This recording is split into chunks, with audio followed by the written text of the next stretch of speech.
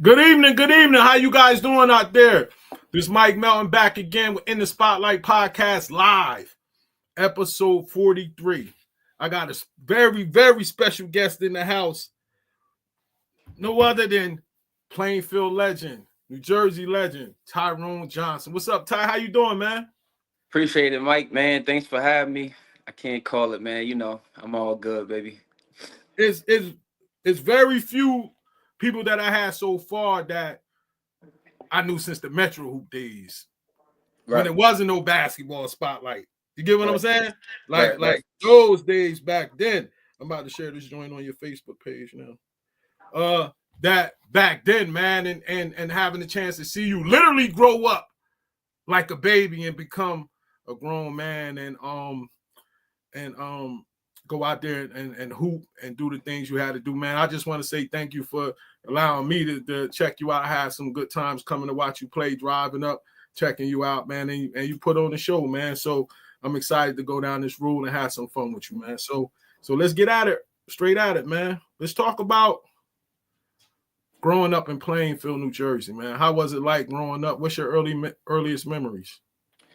Hey, man, one thing that everybody from Plainfield will be do is we rep our city hard, Mike. So, just growing up, the love, growing up with your friends, from a young boy to, now a grown man, those things are special. Like just Mm-hmm. that city, as you know, is heavy with sports, like the brotherhood there and just putting on that pride to know, let people know where you from. Everybody know where you from. Everywhere I went, and it was just something that was just in me. You know what I'm saying? Just rep my city everywhere I go. Everybody know. Every time somebody talk about Plainfield, my name come up.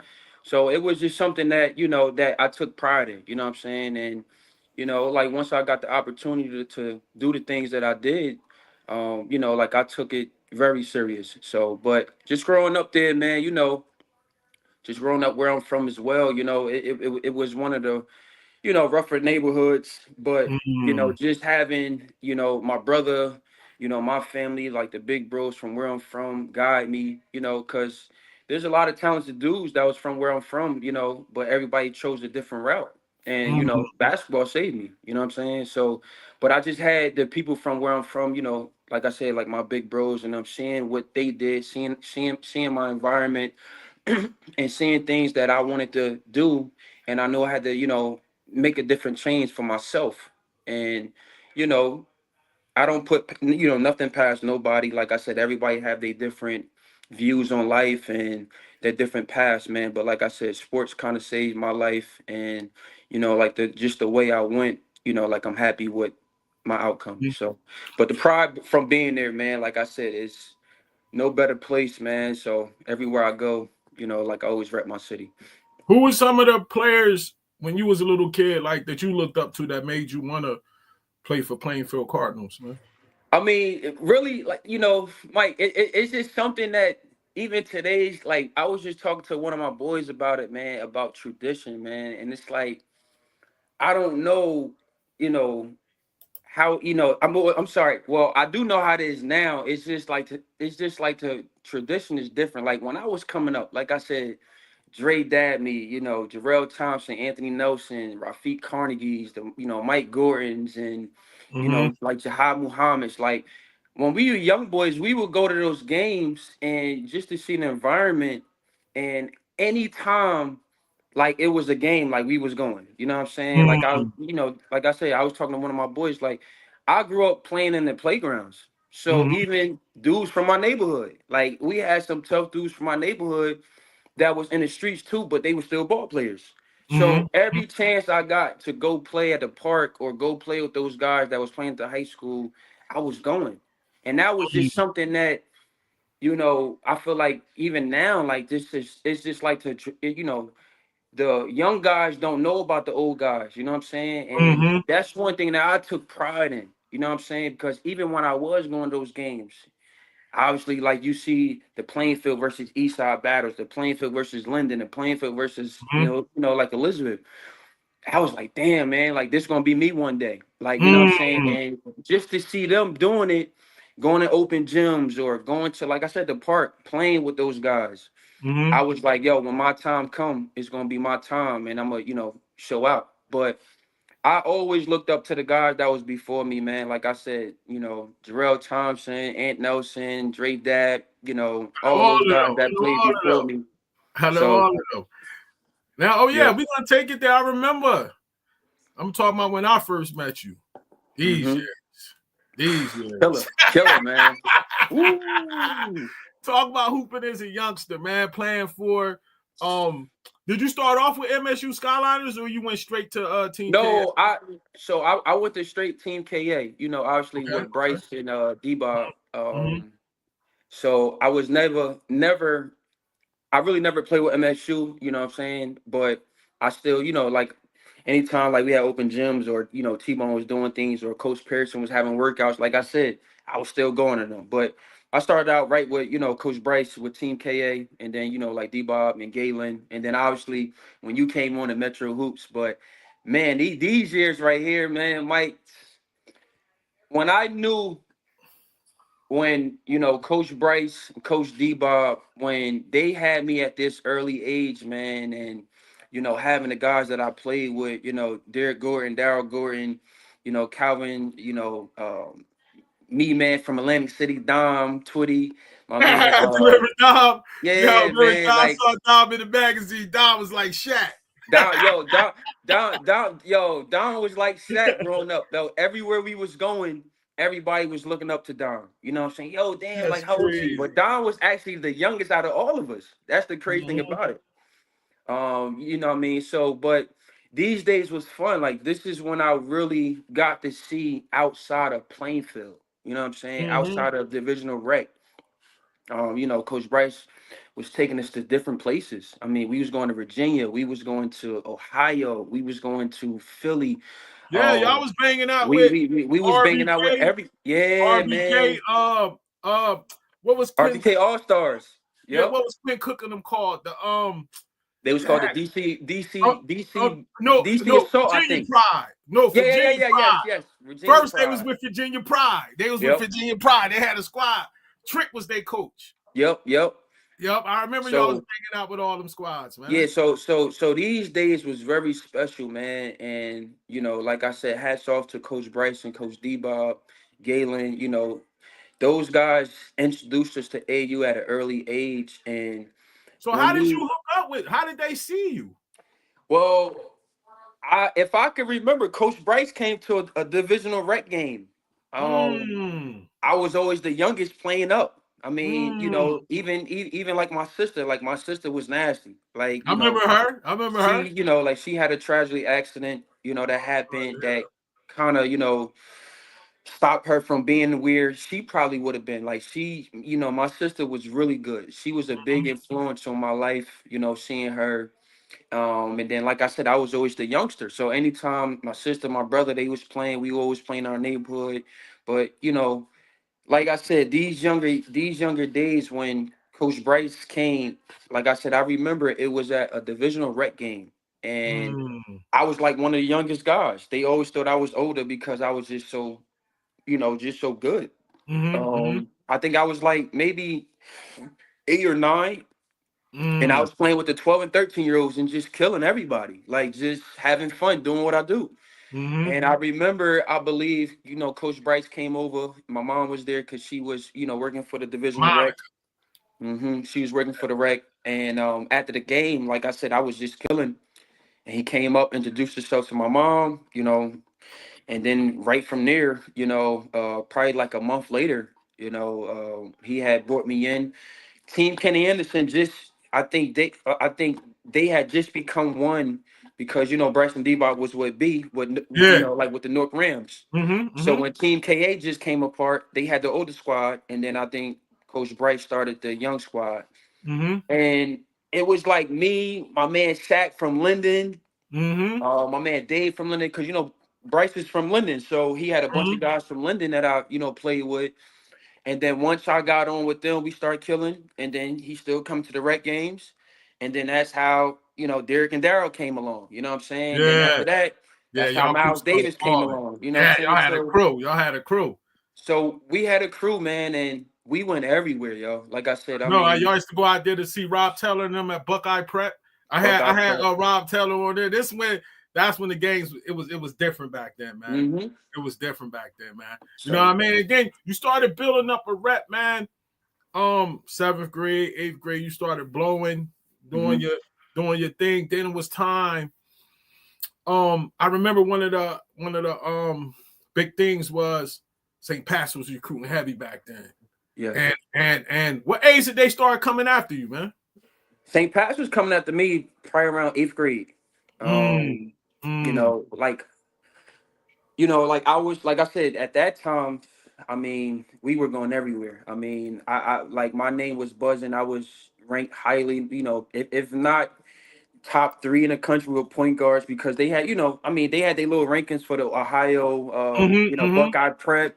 That's why I got this. Um, That's why I had the that's basketball when you spotlight started bottle it. from. I was Yeah, actually like the number yeah. one, player in Jersey. Me and Mike Gilchrist and Mm-hmm. Sterling, those guys. Miles Mack. But yeah, it was my eighth grade year. But obviously, I decided not to go because I played football. Like I was real good Mm. at football. So How started close Pop was it Warner. though? How close was it for you to actually to go there? It was real close, man. Like if like Mike, most people this I say this is the first time that I'm going to speak about a lot of things that me and you're going to talk about on here Mm-hmm. that I haven't spoke over years. You know what I'm saying? Mm-hmm. But if it wasn't for football, I probably would have went to St. Pat's. To be honest with you, you know what I'm saying? Mm-hmm. Because obviously, like I said, you got to understand. Like we went everywhere. Mm-hmm. We played everywhere. It was a platform. Not saying that Plainfield didn't put us on a platform, but it was just certain things that you know, you want to be at that level. That's where you want to play at. That's where all the name players went. So it was very, very close. But at the end of the day, you know, growing up with my boys playing football, like I said, going to the high school games, playing in my neighborhood, it kind of ended up being an easy decision for me. I said, nah, you know what? I want to go to my, playing for high school. I want to rep my city. I want to put on for my city. And, you know, that kind of made it an easy decision for me. You know what I'm saying? So football and Did you then just me being pride and, mm-hmm. taking Mm-hmm. pride in, like for my city. But if I wasn't a hell of a football player, I've never played football. I didn't come up through Pop Warner with, friends that I grew up with and all that stuff, then like I said, it probably would have been different. You know what I'm saying? But the fact that I was so invested from Divisional Rec to Pop Warner to growing up with your boys, being able to put on the pride of where you from, that was the ultimate, reason why I was just like, what I mean, now, you know what? I'm gonna stay. I told my mom, this is what I want to do, and that's what I did. Did you try to stop talk Derek out of going and come to Plainfield with you? I mean, not really. Like me and Derek talked about it. Like I didn't know Derek actually was really, really going to go until after the fact. Like, cause AAU's different now, right? AAU is all season, all year Mm-hmm. round. Mm-hmm. So when I was in playing football too, AAU was done for me really, like right after my birthday. Like July 28th is Mm-hmm. my birthday. So that's always was the main event in Vegas. We Mm-hmm. went to Vegas. We had lost a tough double overtime um to Miles Mack and them, Jim and them. So when I came back, um, for me it was right back to football. You know what I'm saying? Mm-hmm. I didn't really do too much basketball. I would do like the fall league here and there. I could jump in when I can. I'm going to Mm-hmm. football practice, then I'm going to a game. But for me, you know what I mean? Like my decision was already done. You know what I'm saying? Mm-hmm. So I didn't know Derek was actually really going until like close to August until he just said, "Yo, I'm going to St. Pat's." I was like, "Oh, word." So, for me, like I said, I mean, a lot of people make things a big deal, but whatever his reasons for him and his family of why he wanted to go, he wanted to go. He At the did. end of the day, you gotta understand, me, Derek, and Daryl, we've been playing ball together and we've been best friends since 5th grade. So at the end of the day, I'm like, yeah, I would want my boy to come play with me, but Mhm. I'm in football season, so he don't play Mm. football. So I still got friends that play football and basketball. He's just strictly basketball. That's So he dope. felt like he got to make a decision, what him and his family did, and he went to St. Pat's. But that didn't change nothing because again, we got AU together, and that's still my boy. You know what I'm Hmm. saying? So I didn't really think too much about it. Once he told me, I was just like, all right, bet, good luck. You know what I'm saying? I was in football season. You know, we'll still practice together, work out together, and that's just what it was. But yeah, I didn't find out until like August. You know what I'm saying? So Okay, so now you at Plainfield, Plainfield High School, man. Was it going there and actually starting to work out with the team and do that kind of stuff? Was it everything that you expected, like growing up and stuff? yeah, it was. Like I said, I because I was already coming up there as a seventh, eighth grader. I mean, Coach Vassell, he was allowed me to come in and practice with Aunt Nelson and them, and Hmm. being able to go work out and stuff like that. I kind of, like I said, it was an easy transition for me. You know what I'm saying? Because I was already up there. So I just knew when I got in there, and like I said, looking up to those guys, yeah, those was big bros. But now I always had goals for myself. I Mm. said, I'm the hottest dude right now. As an Mm. eighth grader, I made a name for myself. It's nothing I didn't see. I done been around the world now, I felt like. So now it's my time to make my mark. And I knew that I'm a freshman. I'm going in there to start. Like I ain't coming off the, like, you know what I'm saying? In my mind, I'm going in to start. I knew we had, two good guards that I had in my backcourt, Anthony Bashfield and Isaiah Epps. So those guys was coming off the bench, with Ant Nelson and them. So for me, it was just kind of like a no-brainer, me walking into a starting spot, but not knowing that I was already going to start. It was more so I'm going to earn everybody respect when I walk through these doors, and Indeed, they're you going to did. I realize. remember And I coming did. to see you at Jim and them event as a freshman. Mm-hmm. Remember they had a tournament or something up there, maybe Christmas or something Yep. like that. I remember Yep. driving up there checking you out, man. What Yep. was some of the adjustments that you had to make to the high school game, if you remember? Oh, I mean, I don't know, Mike. Like, I just felt like I had worked so hard that summer. Football really helped me, man. Playing quarterback, being Mm. able to read defenses and lifting weights Mm. and playing with older guys, getting hit, all that stuff. It helped me far as toughness. And then obviously Mm. playing in the playground, being where I'm from, not scared of nothing, that Mm. also helped me. So far as the confidence, far as the physicalness, it wasn't much of a difference, except for now I got understood the speed of the game. That was just a little bit different.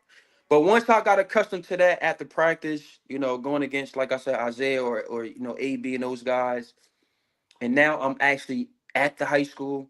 It took me like maybe like a month, but then once I got accustomed to it, once I went in there earning those guys respect, I was like, all right, let's rock. You know what I'm saying? Let's rock.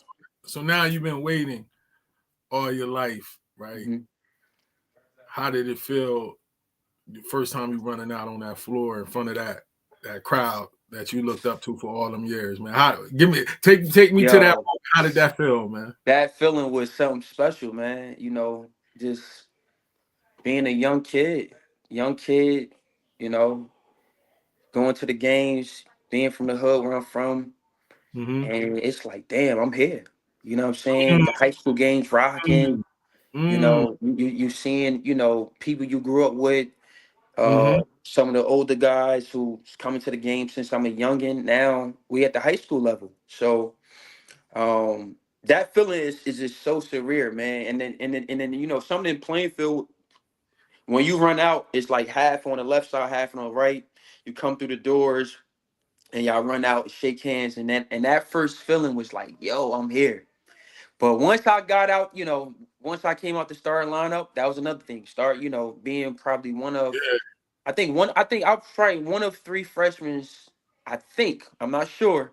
Somebody probably in the comments or somebody who probably watching will probably know better than me. But I think I was one of three freshmen to only start at Plainfield. Mm. You know what I mean? I Mm. know Micah, Gordon there that's now. I know he starts as a freshman. But I was only one of three. If I'm right.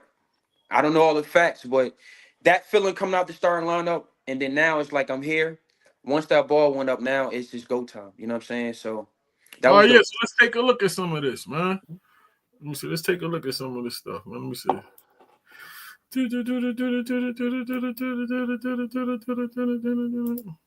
Take a look at some of these clips, man.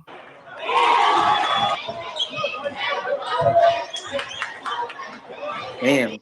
I saw you doing us. Oh yeah, oh yeah. I dig into the bag when you come on here, man. I dig into the bag when you come on here. That was Good against dime. Irvington too. Yeah. Good Oh dime man, right there, boy. this game is really this was against my family right here, man. So You diming that thing to F. F's had a ratchet, bro. yeah, and me, Isaiah, and Ed, man, we went off this game. Mm.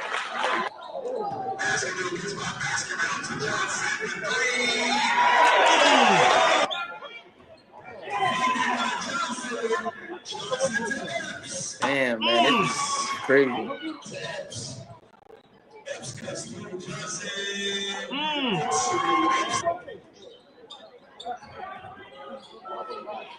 How many you finished in that game? I think I had like 21 this game. Good time. Yeah, but this is my freshman year.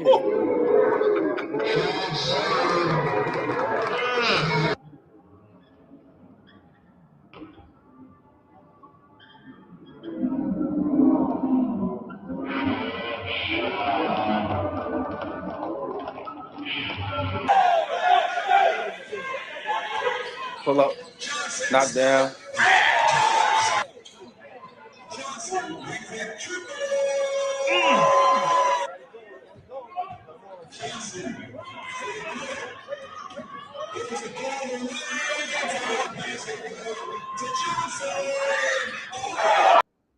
Yeah, man, you definitely was worth the price of admissions, bro. Mm-hmm. You know what I mean? So during this time also, like you was talking about, you kept it versatile with the whole thing, man. Then you would go and you would get on that gridiron too, man. That's what was crazy about it, because I remember I had went to college with Kev Coleman. Uh-huh.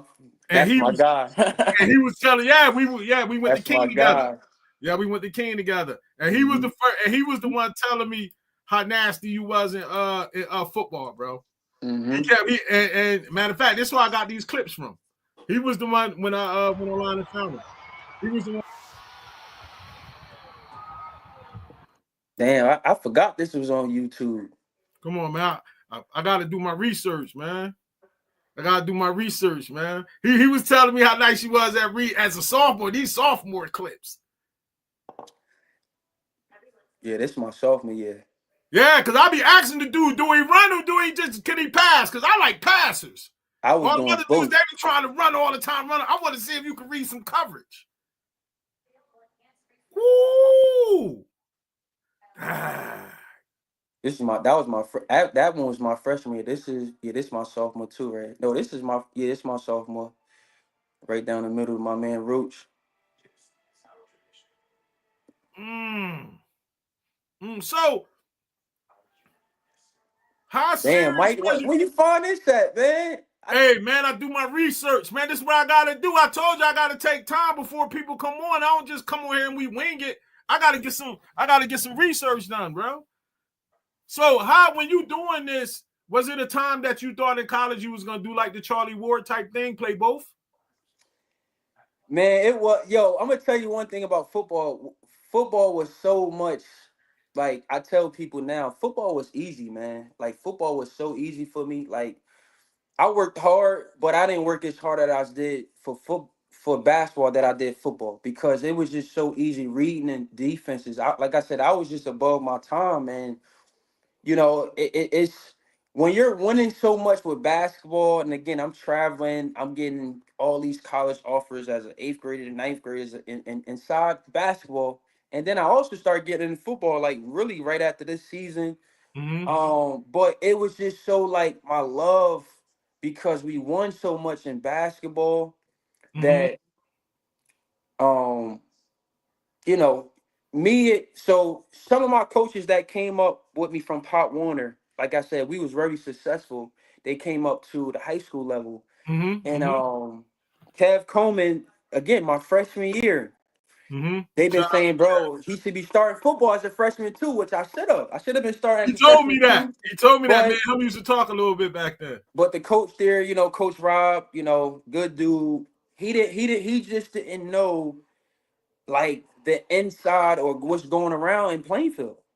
I should have Mm-hmm. been starting as a freshman, but again, I had fun playing football as a freshman. I started freshman year with my boys, went to Mm-hmm. JV, played both, and then they finally brought me up when we was like 0-5, and then we went like 4-0, and then we ended up losing the last game in the Westfield. But football was so easy for me that you know I had some good coaches from Part One that came up, and my offensive coordinator, Coach K, good dude.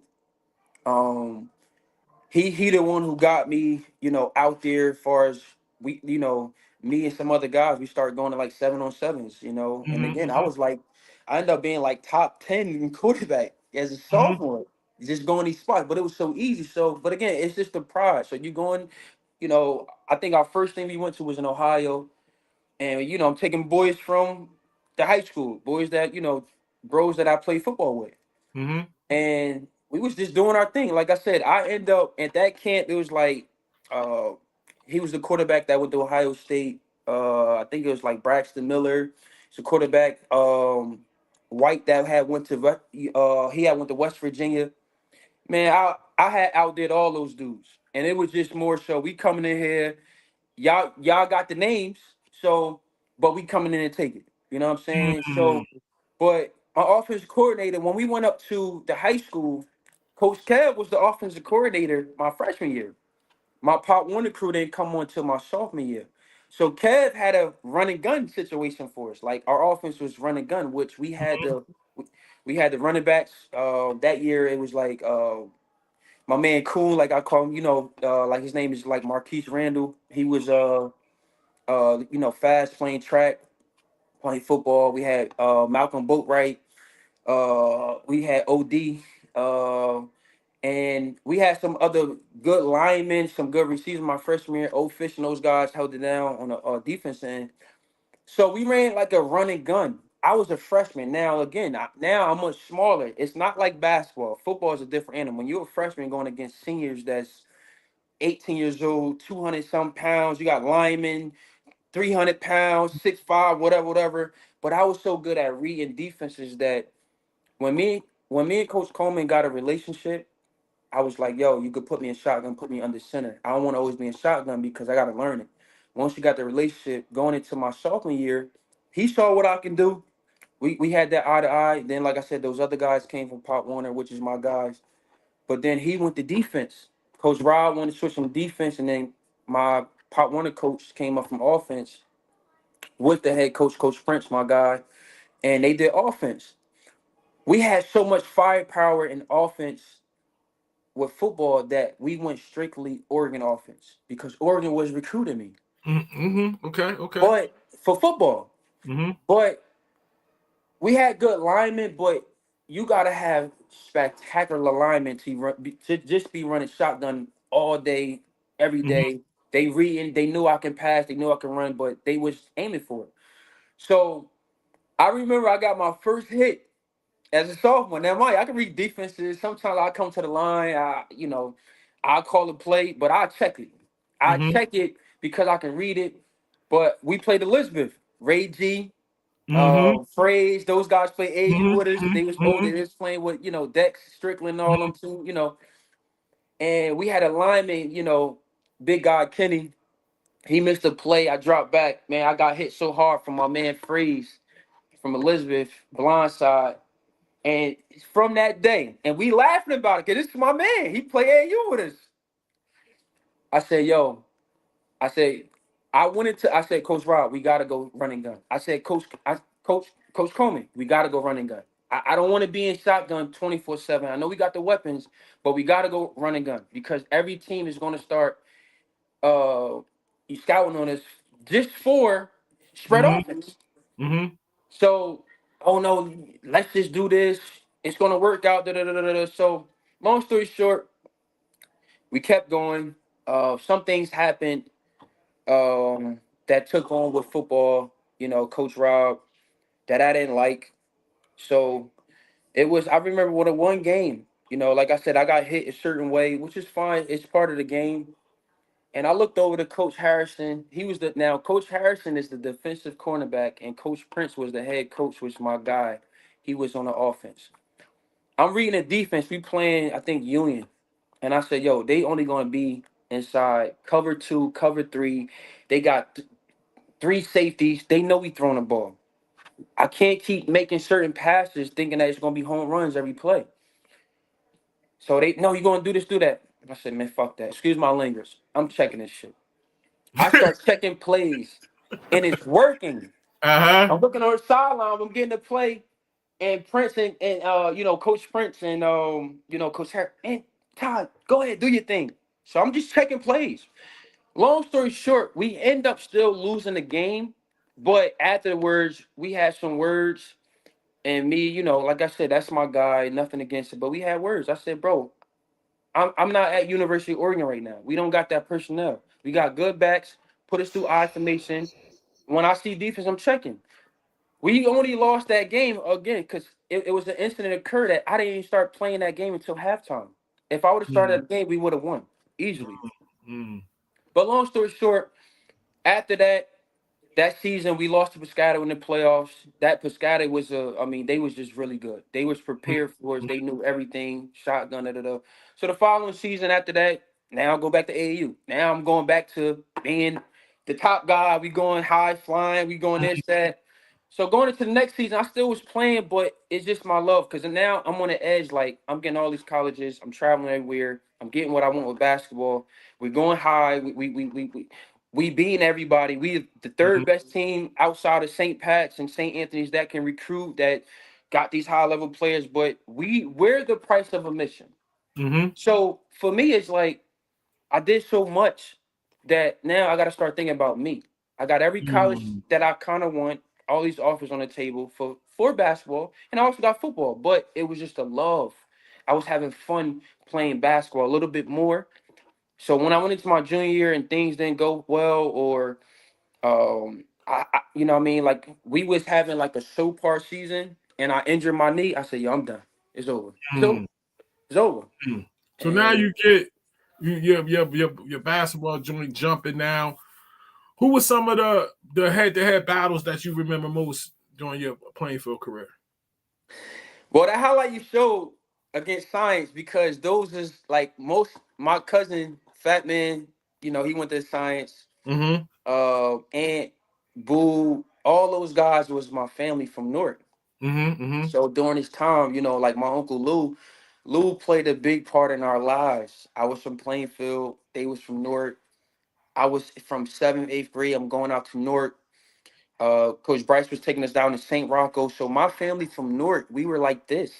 Mm. So Lou was coming to get me. I'm going to Newark. I'm playing every weekend because Mm-hmm. that's where my family from. We going there. So again, we playing in the hood.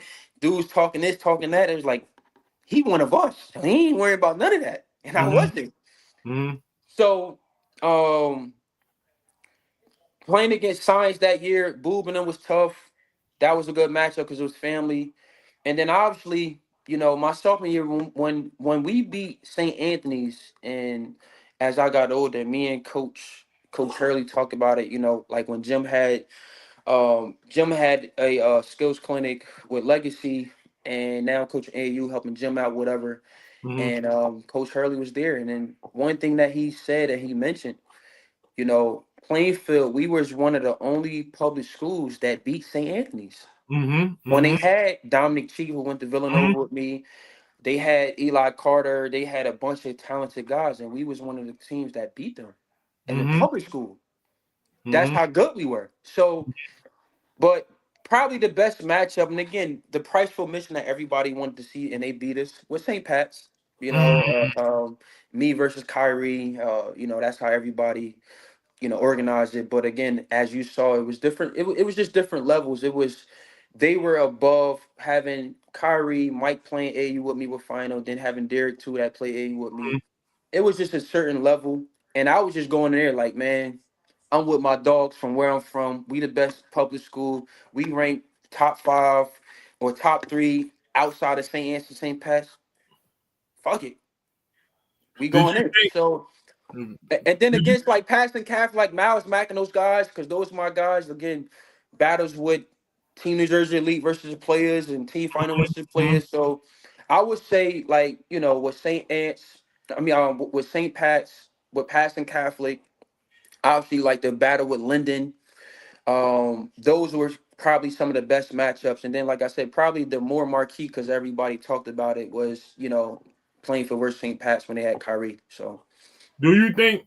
Did you think back then that he would be Kyrie that he is now?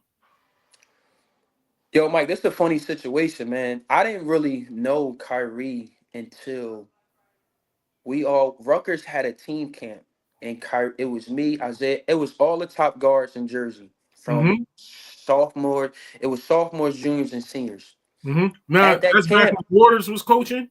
this is back when Hill. This is when Yeah. Hill was the Okay. coach. Fred Fred Hill. Hill. Okay. Okay. Okay. Rutgers had a team camp that had, and they had all 30 of the best players in Jersey. So Mm-hmm. that you could, I mean, the only sophomores that was there was I think it was me, Sterling, Miles Mack, Michael Kidd Gilchrist, and I don't know if Miles was there. Miles Davis might have been there. And then Mm-hmm. the junior class was Kyrie, Fuquan Edwin, all the dudes that played with Jim Mm-hmm. with the players, and then like the seniors. So even at camp, like Kyrie, you saw flashes, but he didn't stand out until after. I remember we played them going into my junior year.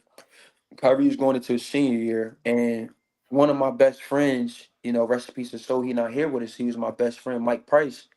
He Mm-hmm. played with the Roadrunners, and he said, "Ty, yo, it's only one other Joker that I've ever saw that might just be as good as you or even better." I said, "What?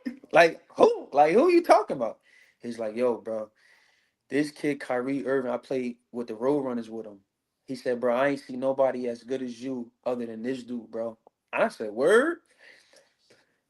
When we went to go play them, what Team New Jersey Elite, D-Bob took us up to in Newark. We played the Roadrunners at, I think it was like West 4th or something like that. That was the first time I saw Kyrie. Well, I'm sorry, the second time. And I said, yo, this kid is good. I don't say too many people good. Like I said, I'm used to seeing, like I said, Miles Mack, like the battles I had with Miles Mack, with Sterling, like those guys was good too. But to see Kyrie, and we beat them. I had Mm-hmm. 35, Kyrie had 45, but we won. So Mm-hmm. back in the day, again, that was a whole thing. It was a matchup. We was 15U playing against 16U because Kyrie and them played in Europe. We beat them. Mm-hmm. But I said, Mike, that motherfucker's good. He's good. He's good. I first You know what heard I'm about saying? his joints when Roston had told me about him that he was gonna be this and that. I said, oh, all right. But then when he first got to St. Pat's, Budabop called me. Mm-hmm. And I had called Budabop to ask him how Therese was playing. Mm-hmm. And he was like, yeah, Therese doing this thing. He said, but Mike, the best player at St. Pat's is that dude Kyrie Irving. Yeah. He said he was kicking Therese in practice out. He Yo, yo, Mike, I don't mean to cut you off. Yo, Derek was telling me, yo, after my man Mike said that, and then after that game, when Derek was like, Ty, I told you this, he good. Derek would tell me the same thing. Like, again, Derek is at St. Pat's, I'm at Plainfield. So when they, Coach Bryce or D Bob, we'll work out. We ain't have like crazy trainers how it is now. mhm, Coach Bryce will get a school and we'll go work out. Me, Derek, Darrell, and a few guys from AU. And he would say, "Yo, Kyrie be kicking Deck's ass," and I'm saying, "Damn." And I then know that's right. after I saw it, I'm like, "Yo," so Derek is just like, "Yo, I think we gonna be like probably like really good this year." So and again that year we was hoping. to play them because I had Isaiah Epps and Anthony Bashfield with me. We Mm-hmm. just beat Patterson Catholic again. Everybody thought Patterson Catholic with Fuquan Edwin, Miles Mack, all those Kyle guys, Anderson, them, they with had a Kyle crew. Henderson. They Yeah. wanted those guys to Caesar to play, for the, non-public, non-public B, Yeah. whatever. But everybody wanted to see us versus Plainfield versus St. Pat's because it was perfect. Isaiah Epps and Tyrone Johnson versus Kyrie Irving and Dex Strickland. But we ended up losing to Elizabeth, so it didn't happen. I had Mm, to wait till my junior year when it was kind of, not just me, but I had my young guys, cool, and all those guys, but they was yeah. just coming up Yeah. under me. Yeah. But they wasn't ready for that. They Like, wasn't yeah, it was just they was coming up, but like I said, I think even after me, whatever, then they understood like their confidence, how now they're older, they know what it takes, they saw a lot, then they took off. You know what I'm saying? But yeah, Derek used to come to workouts just like, yo, Kyrie's tough. And Derek is guarding him in practice. But it was more so Dex. And he said, yo, I'm seeing this shit firsthand. I was like, damn. So what? that What? was it. So you playing in your junior year, you do your thing, first team all state, scored over 1,000 points, team second all time leading scorer. You know what I'm saying? When that last game played during your junior year, did you know then that was gonna be your last game? Yes and no, man. And again, Mike, this is something we talked about. This is what a lot of people, have their opinions. This is my first time expressing this, which Mm-hmm. is cool. I'm fine with it. Because everything I say, Mm-hmm. everything I, say by heart, I mean it. Mm-hmm. I have no regrets. Mm-hmm. And at the end of the day, everybody got their opinions, and that's fine. I know who rocked with me. I know what I did. I know the work I put in. I know what where I started, where I become. And it's one thing that nobody could take away. So, um, as you know, obviously, since my freshman year, playing AAU, I don't even say my freshman year, but just being the fact that AAU, man, is you gotta understand we're going everywhere. I got a buzz. I'm playing against all these top players from everywhere else. I'm killing. I'm doing this and doing that. And you know, I had some good coaches at Plainfield, Coach Vass and Coach Lebreski. And Mike, it's a lot of things that I just didn't know that when I knew, I was just like, why I'm not playing in that game? Why I'm not doing this? Why or I start thinking about me, but then I say, why aren't we in those games? You know what I'm Mm-hmm. saying? Talking about showcase So events and stuff. yeah, showcase. Mm-hmm. So I remember again, my junior year, we're top we're the number 3 team in the state behind St. Pat's and St. Anthony's. I only lost one game up to that. No, I'm sorry. I was undefeated. I didn't lose my first game until St. Pat's the first time we played them. So we were undefeated. And again, I knew something because I'm like, I just watched Oak Hill versus St. Pat's on national television at King University in Jersey.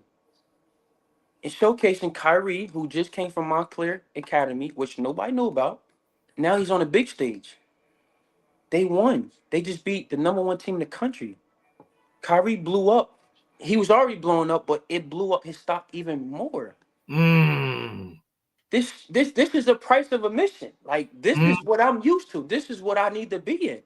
Mm. And we go and play St. Joe's Metuchen the next game. I feel you. I So feel the you. game goes Mm. from the game goes from packed, and again our games was packed because Plainfield was the price admission. I was too. So a lot of people stay after the game watch, but it was just a different line, like Mike. That I was like, it's ESPN here. It's certain Mm. people here. I Mm. got to be in that game. Why I'm not in that game? So after we beat St. Joe's Metuchen, we beat them by 20. And again, after St. Joe's, a few years later when Carlton Towns and them, that's when they became powerhouse, right? Whatever. But at that time, they wasn't nothing. That was like us playing Piscataway, like a school in our backyard. And I was just like, this ain't right. So I remember after that game, now mind you, we won. I made a call to my guy.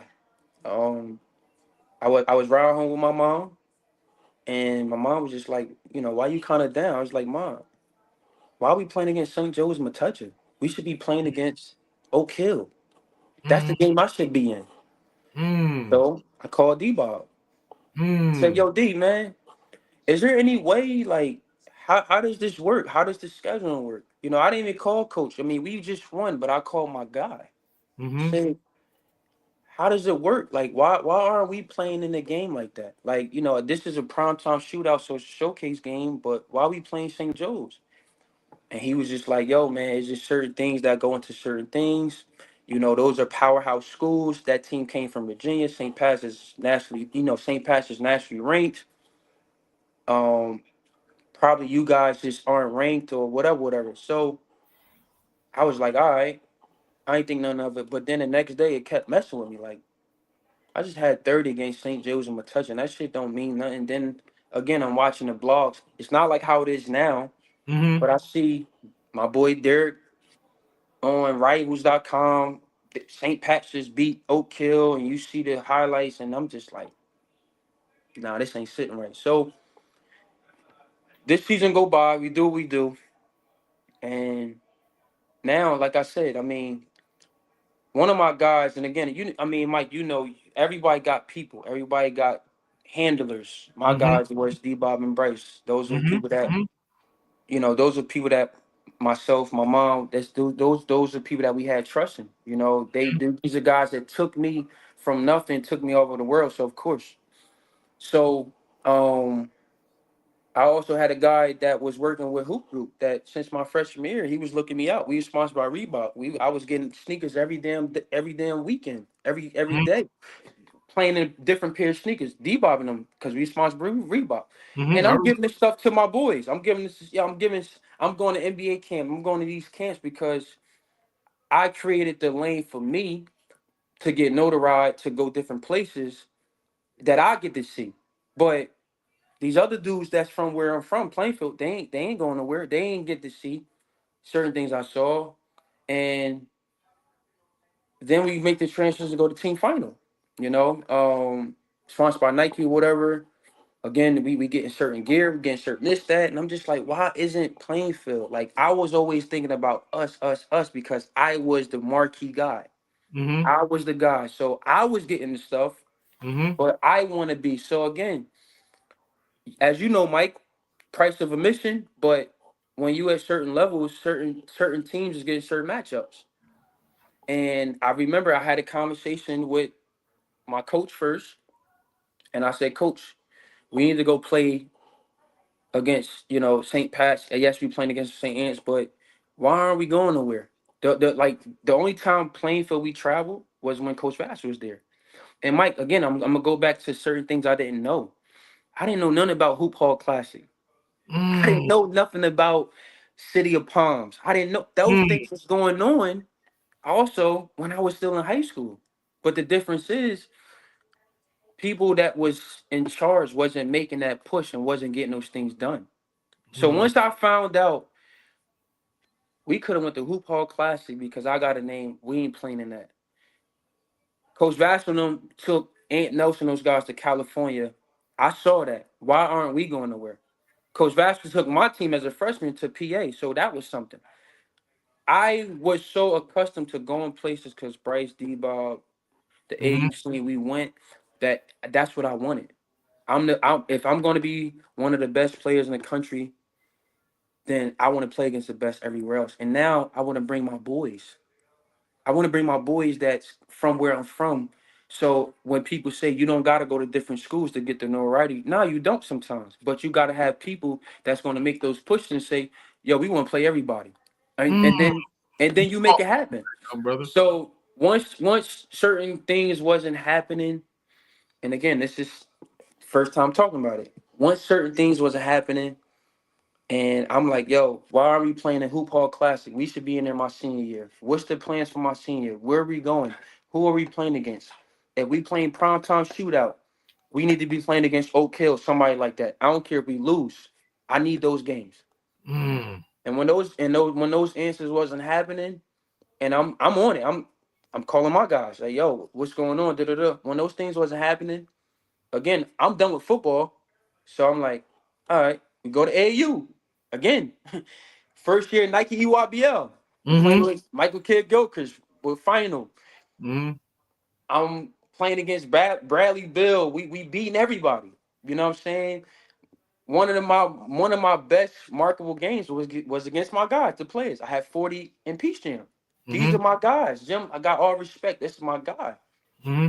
So the notoriety is there. I'm used to that level. And again, Patterson Catholic going to City of Palms. St. Pat's, they going to City of Palms. Those teams are going places that I want to go.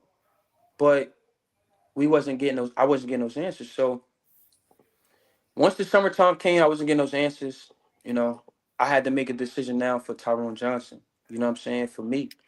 You How know did what I you mean? how did you hook up with Montrose? So my guy D, obviously. We was in the AAU scene and Montrose, they were coming to games. They were, when you're a powerhouse school, that's what you do. Like you go out and recruit the best players. Mm-hmm. And we was playing in DC. I think we was playing DC Assault. Then we went to Virginia. We played against Team Takeover. Mm-hmm. It was calls being made, but they were showing up every game. Oak Hill too. Oak Hill was showing up, but they wasn't showing up like Montrose. And Montrose, those guys, they made me feel like home away from home. And Mm-hmm. it was a tough decision, but I knew what I wanted. And I knew that I wanted things for my city. I wanted things for the guys to get notoriety because Mike, to be honest with you, and if Coach Vassell end up staying, even though, like I said, I had two really good coaches. If Coach Vassell was to stay, I would have stayed at Plainfield. That's just no if and because he had to.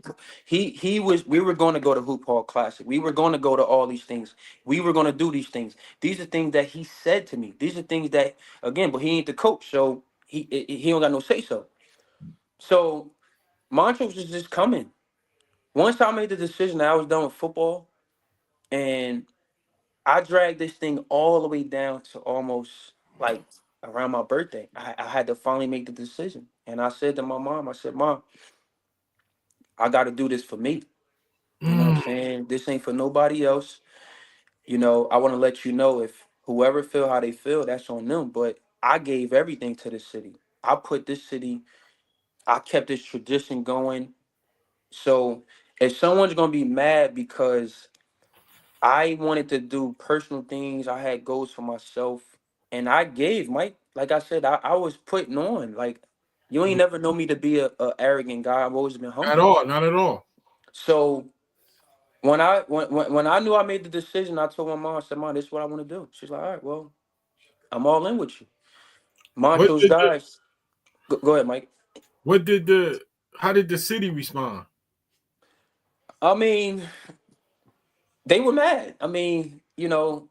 And when I found out a lot of people who were mad or had certain opinions and were saying certain things to me, I was just like, you're a clown, bro.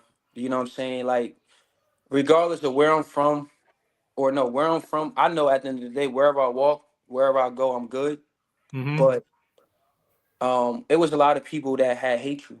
Like, and I was Mm-hmm. just like, I couldn't understand it. I was just like, but they don't know the basketball world. They don't know. They just looking at it from a fan point of view. I'm from here. You supposed to do this, do that. But nobody's saying,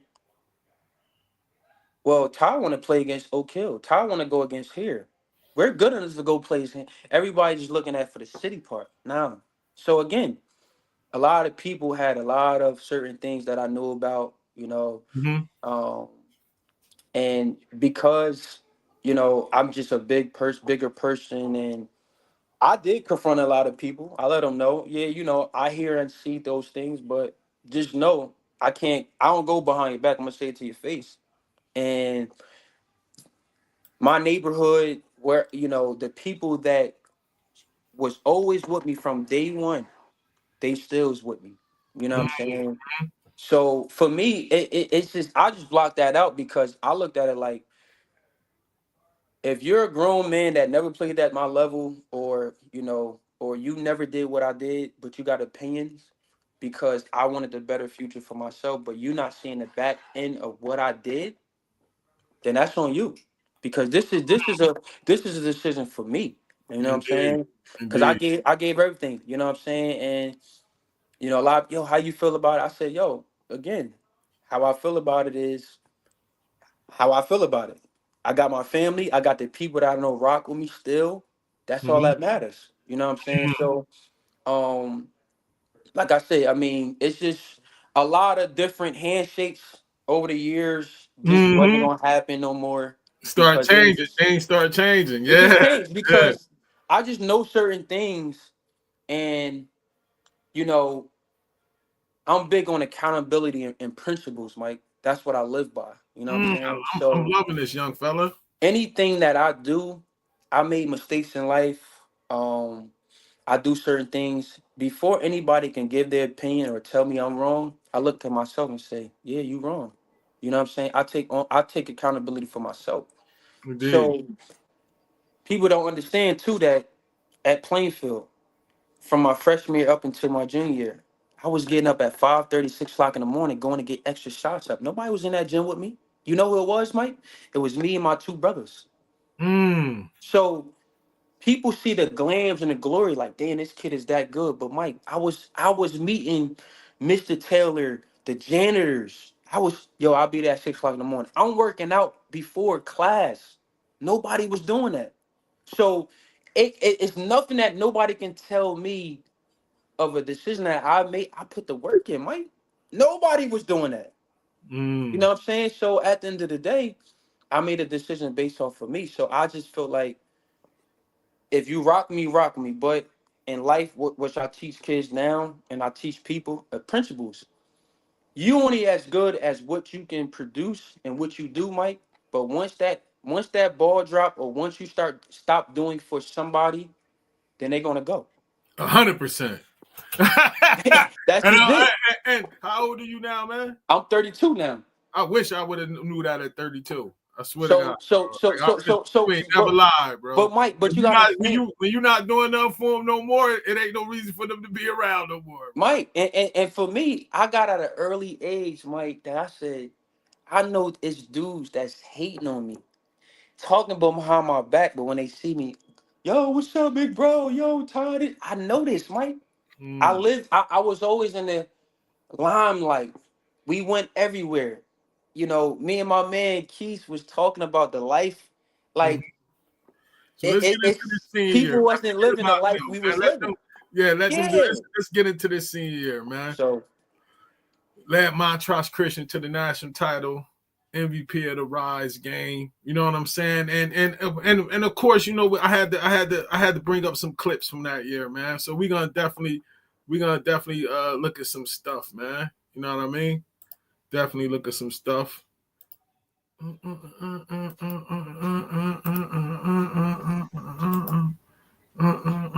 this was a fun year, man.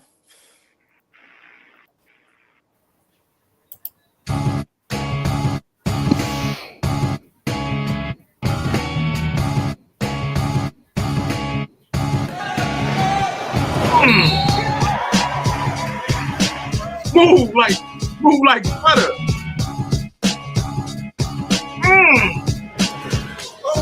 Good God.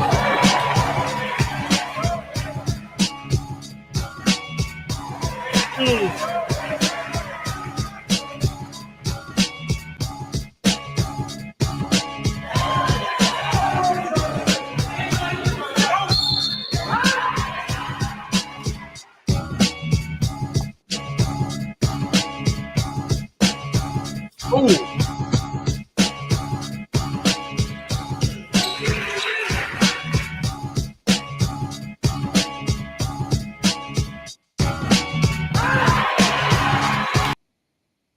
So now I Mike, know, hey, like, Mike, man, like you gotta show the dunk too, Mike. At King.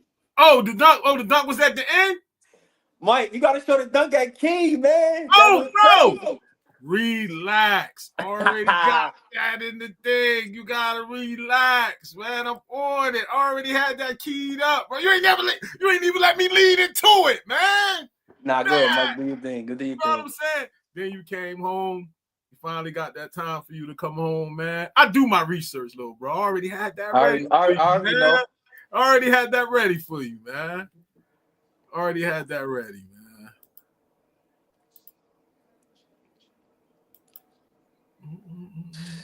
This was special, man.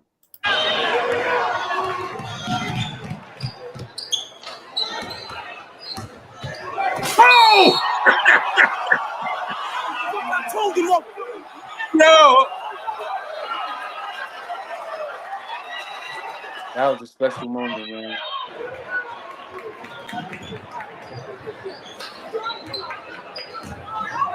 Woo!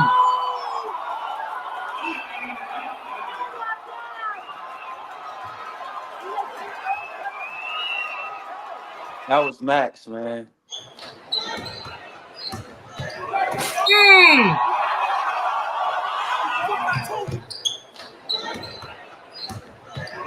Mm. I told you, Yeah, that was wild, man. That was wild.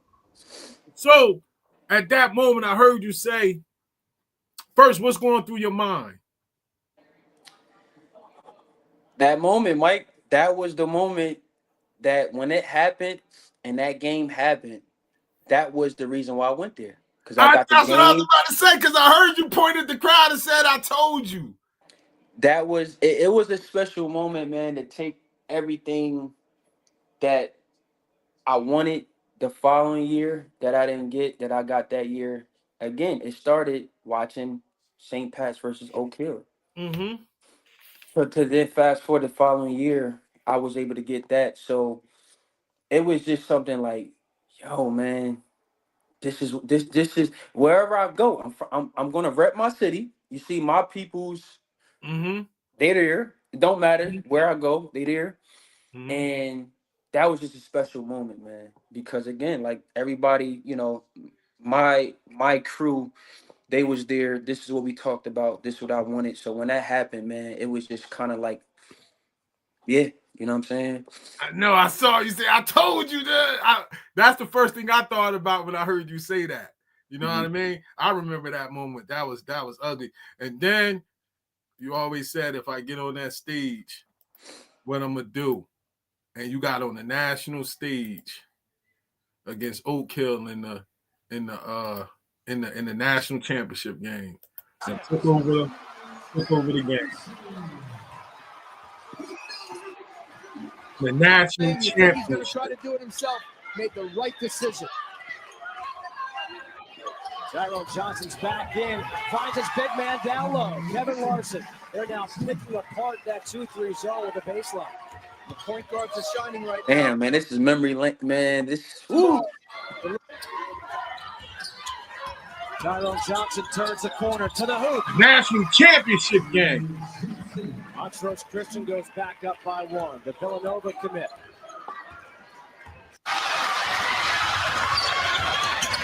Tyrone Johnson taking it to the hoop. Puts it in, tie game.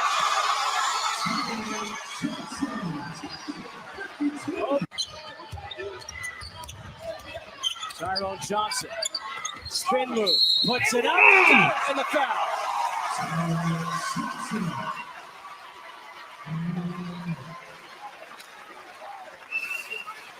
Tyrone Johnson in pick and roll basketball. They don't switch it. They don't trap it. He has Hornsby one-on-one. That's a mismatch. Some Big East toughness to the basket. 14 points for Tyrone Johnson. And Montrose Christian is back on top by 2. Under 2 minutes to Johnson with the ball. We're going to put Hammond in the ball screen to see if he's going to switch or show. Johnson, step back for 2. Big shot, Tyrone Johnson. Oak Hill's got to go. Down by 5. Cook a deep 3. And now Oak Hill has to foul. 25. So that moment, you walk out there, know you won the national title, and you getting the MVP award. Take me there, man. Take me there, man. When ESPN, when you said, ESPN was there, I got to get a.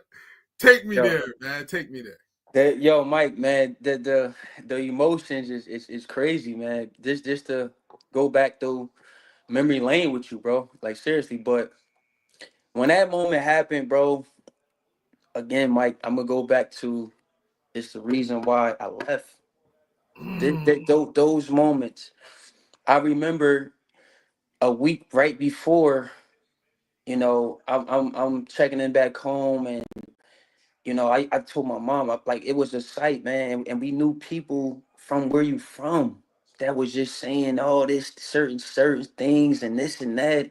And I told my mom, you gotta block that stuff out. You can't let that stuff get to you. And I'm not either. I made it this far. We made it this far. You gotta let it go. So, um, And it was even tough too because they won the state title that year, right?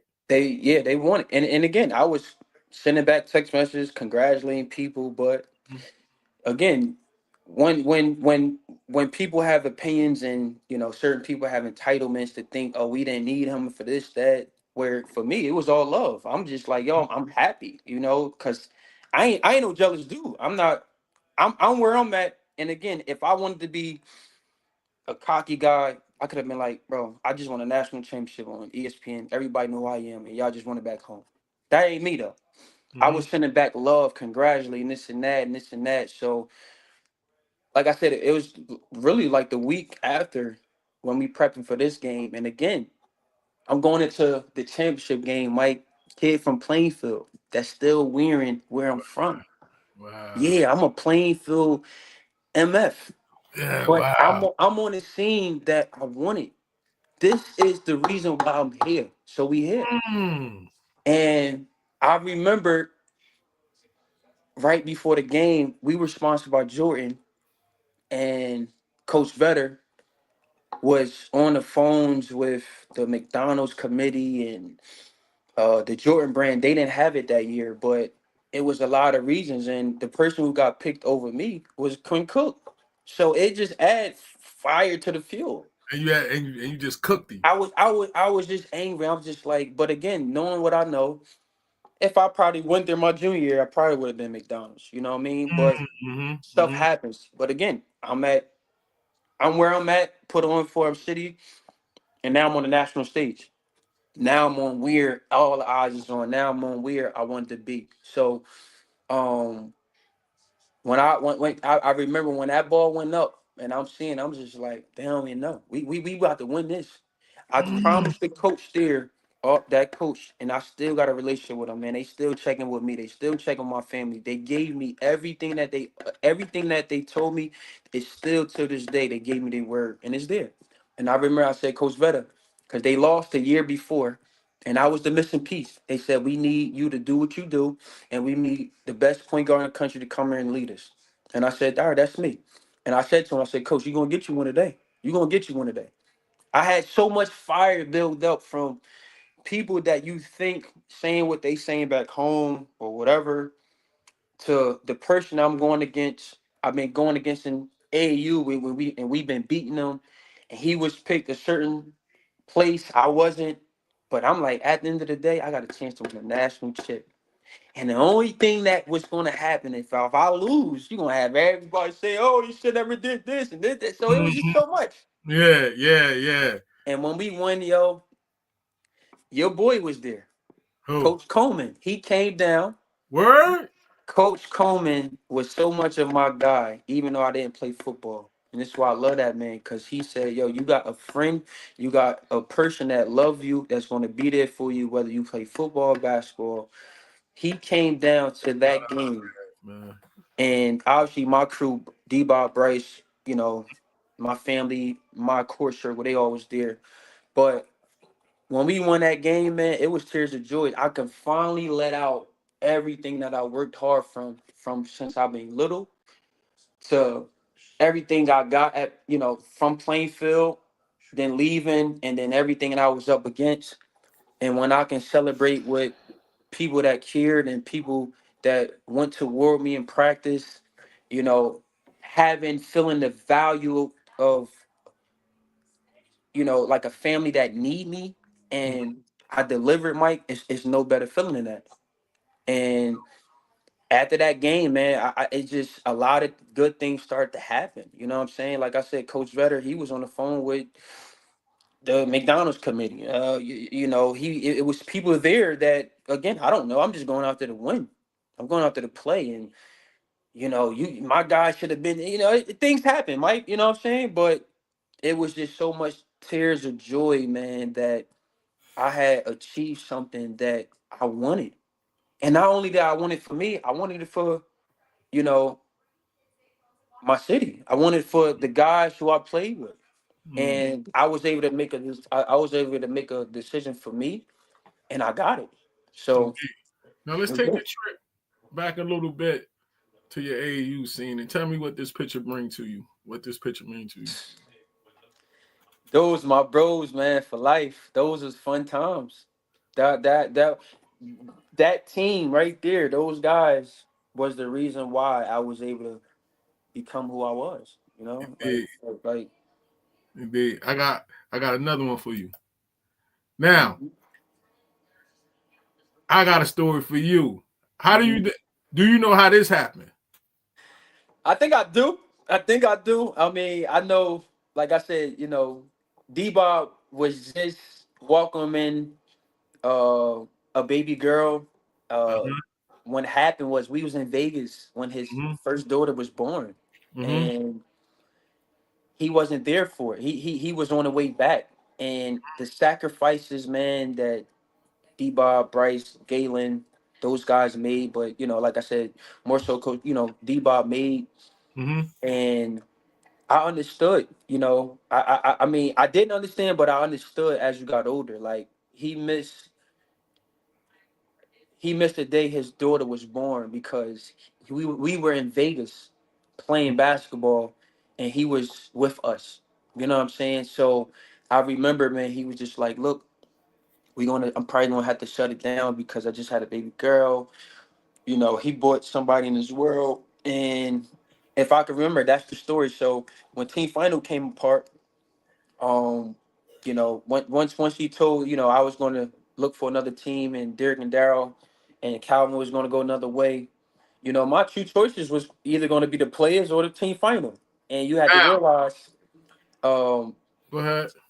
the players, again, Jim's my guy. You know, all respect, man. You know, and again, I get it. You know, you're trying to recruit the best guys, and you want the best guys, but he also was loyal to his guys. And if I would have went to that team, it was going to push probably somebody not on that team. And I think it's probably this guy who's playing in the league right now, Kyle Anderson. And we talk about this all day because Kyle played up, and I was a point guard. But final became a good fit because I was, you know, I went there and I was in need. I walked into where I needed to be. So, All right. Now I'm gonna tell you what happened. mhm. My phone rings. D-Bop calls me. He like, yo, we gotta take Derek and Tyrone to the next level. We're gonna put Derek with the Lightning, but I gotta find a spot for Tyrone.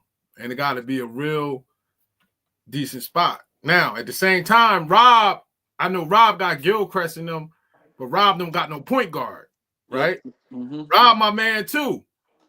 The problem is they don't get along. So now D-Bop and Rob, because when y'all had your team, Rob and them had team final, Hmm. it was that competition issue. Yep. Now I gotta figure out a way to sell this.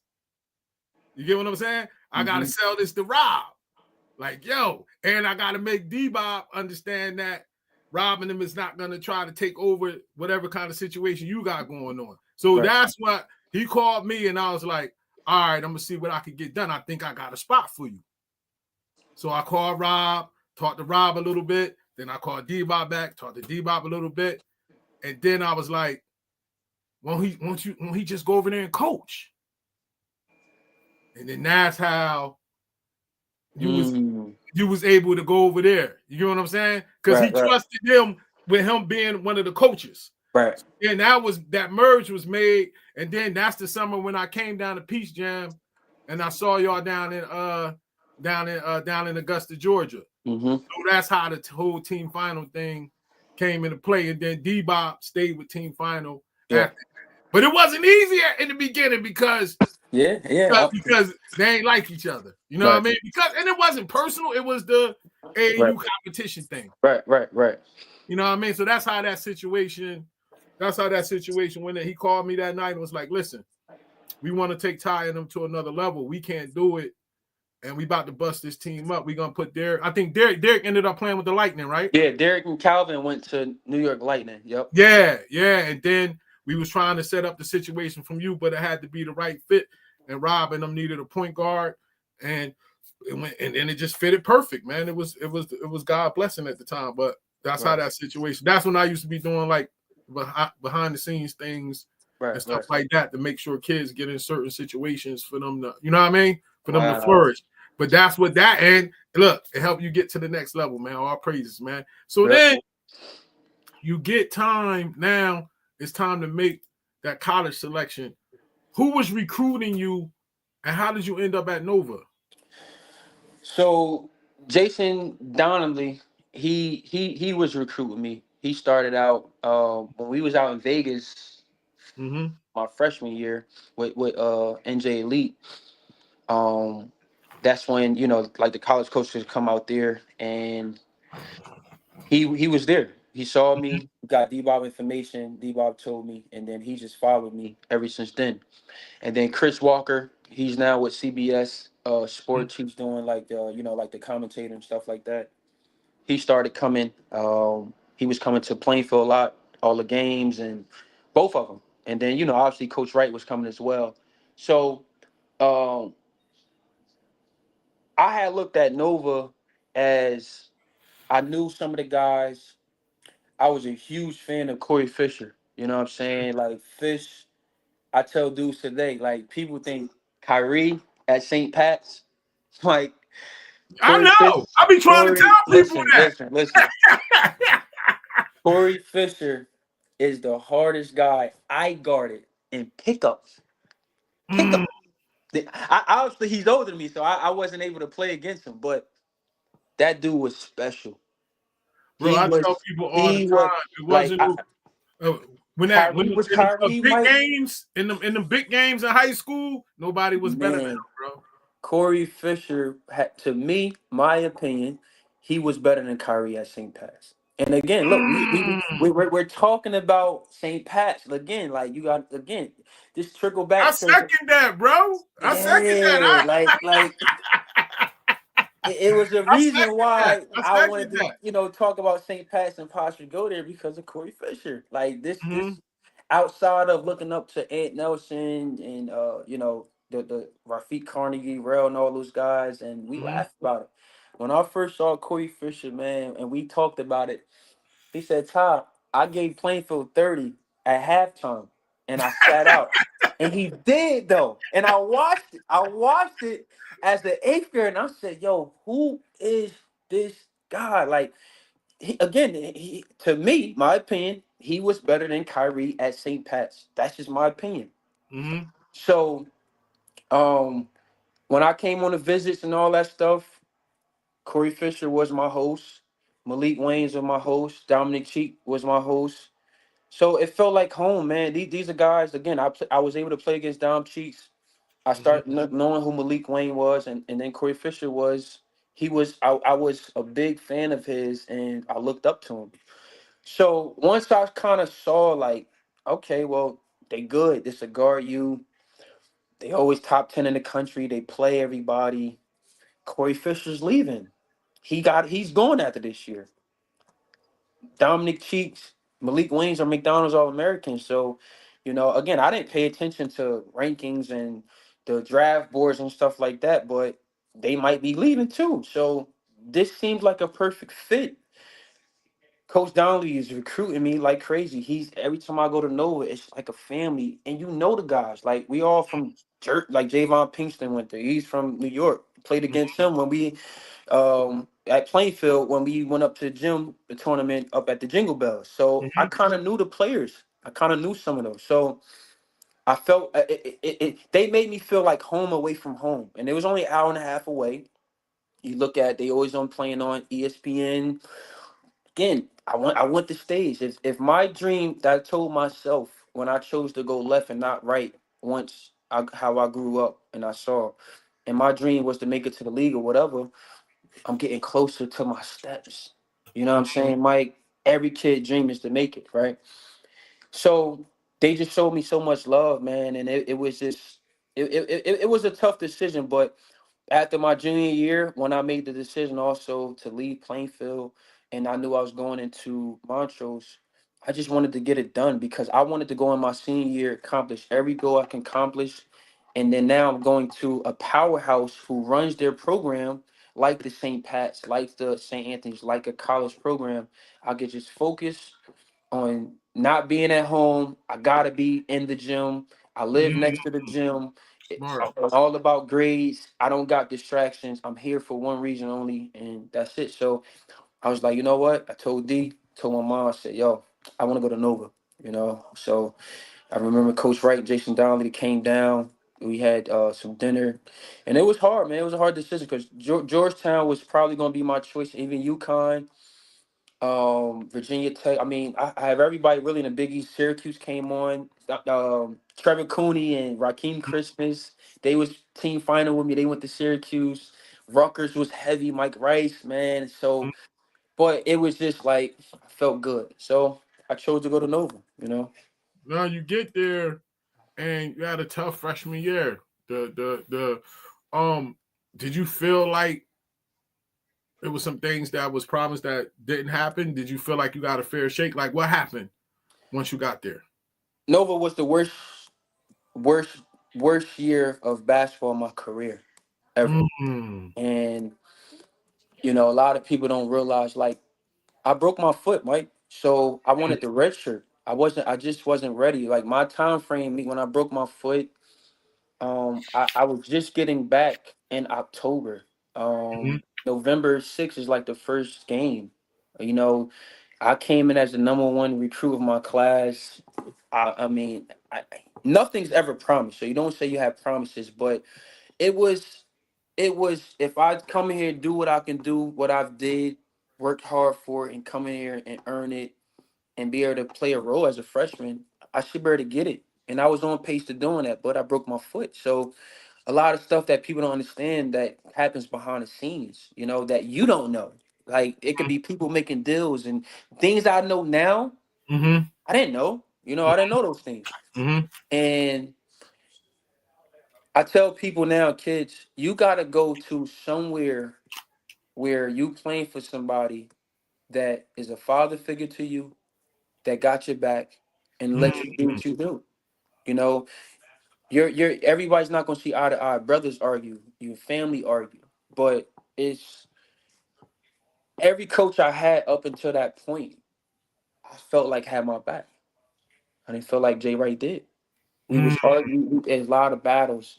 The guy you see on TV, the well dressed guy, well coached or whatever, he ain't the same out, behind closed doors or in practice. Mhm. I've learned a lot, so it's not me bashing him. It wasn't a right fit for me because again, I wanted the red shirt. I wasn't Mhm. ready. I just wasn't ready. I wasn't. Why they say they wouldn't let you redshirt? It was just behind the scenes stuff. When you did, highest ranked recruit, for that class coming in, the void of a point guard. Corey Fisher just left. Nova plays 3 point guards. Mhm. You gotta kind of, look at it like you gotta play. You know what I'm saying? Like they're used to having 3 point guards on the floor at the same time. Mhm. Nothing. Like I said, I'm not coming on here saying anything was promised to me because nothing was. But it was the worst basketball experience at the wrong time for me. And Mhm.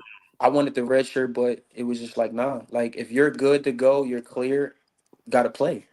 And Now, I now, said, now, now you there, and you're used to having this kind of success all through AAU ever since you was a kid playing for Team KA, all through middle school, all through high school. You then did this with Montrose Christian MVP, all of this stuff, Nike EYBL, all of this stuff, and now you run into this. How did your mental health handle that adversity like that? it was low, man, Mike. It was low. Mm. You talking about a dude that had confidence, a dude that worked hard, and it's one person have your future in their hands. Mm. That's just how it is. Whoever you go play college basketball for, then have your future in their hands. Now, people get NIL money is different now. Hmm. It's becoming like the NBA. So you could transfer every year. You're getting paid. So you really don't care. But my confidence was so low, man. Like I just wasn't me. I was tentative. You got pressure on you. Everybody back home seeing you. Everybody got opinions. Yo, why you do this? You not looking the same.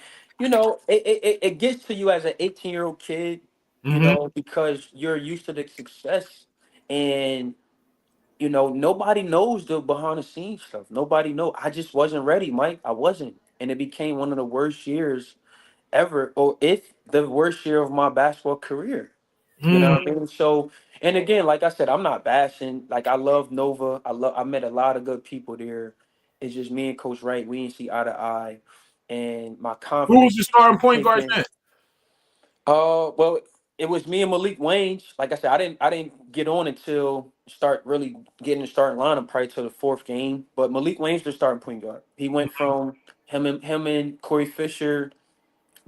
Corey Fisher was the guy the year before. Now it was Malik Wayne's team. I was a Mhm. freshman, so Malik Wayne's. And it was a lot of things I saw, man.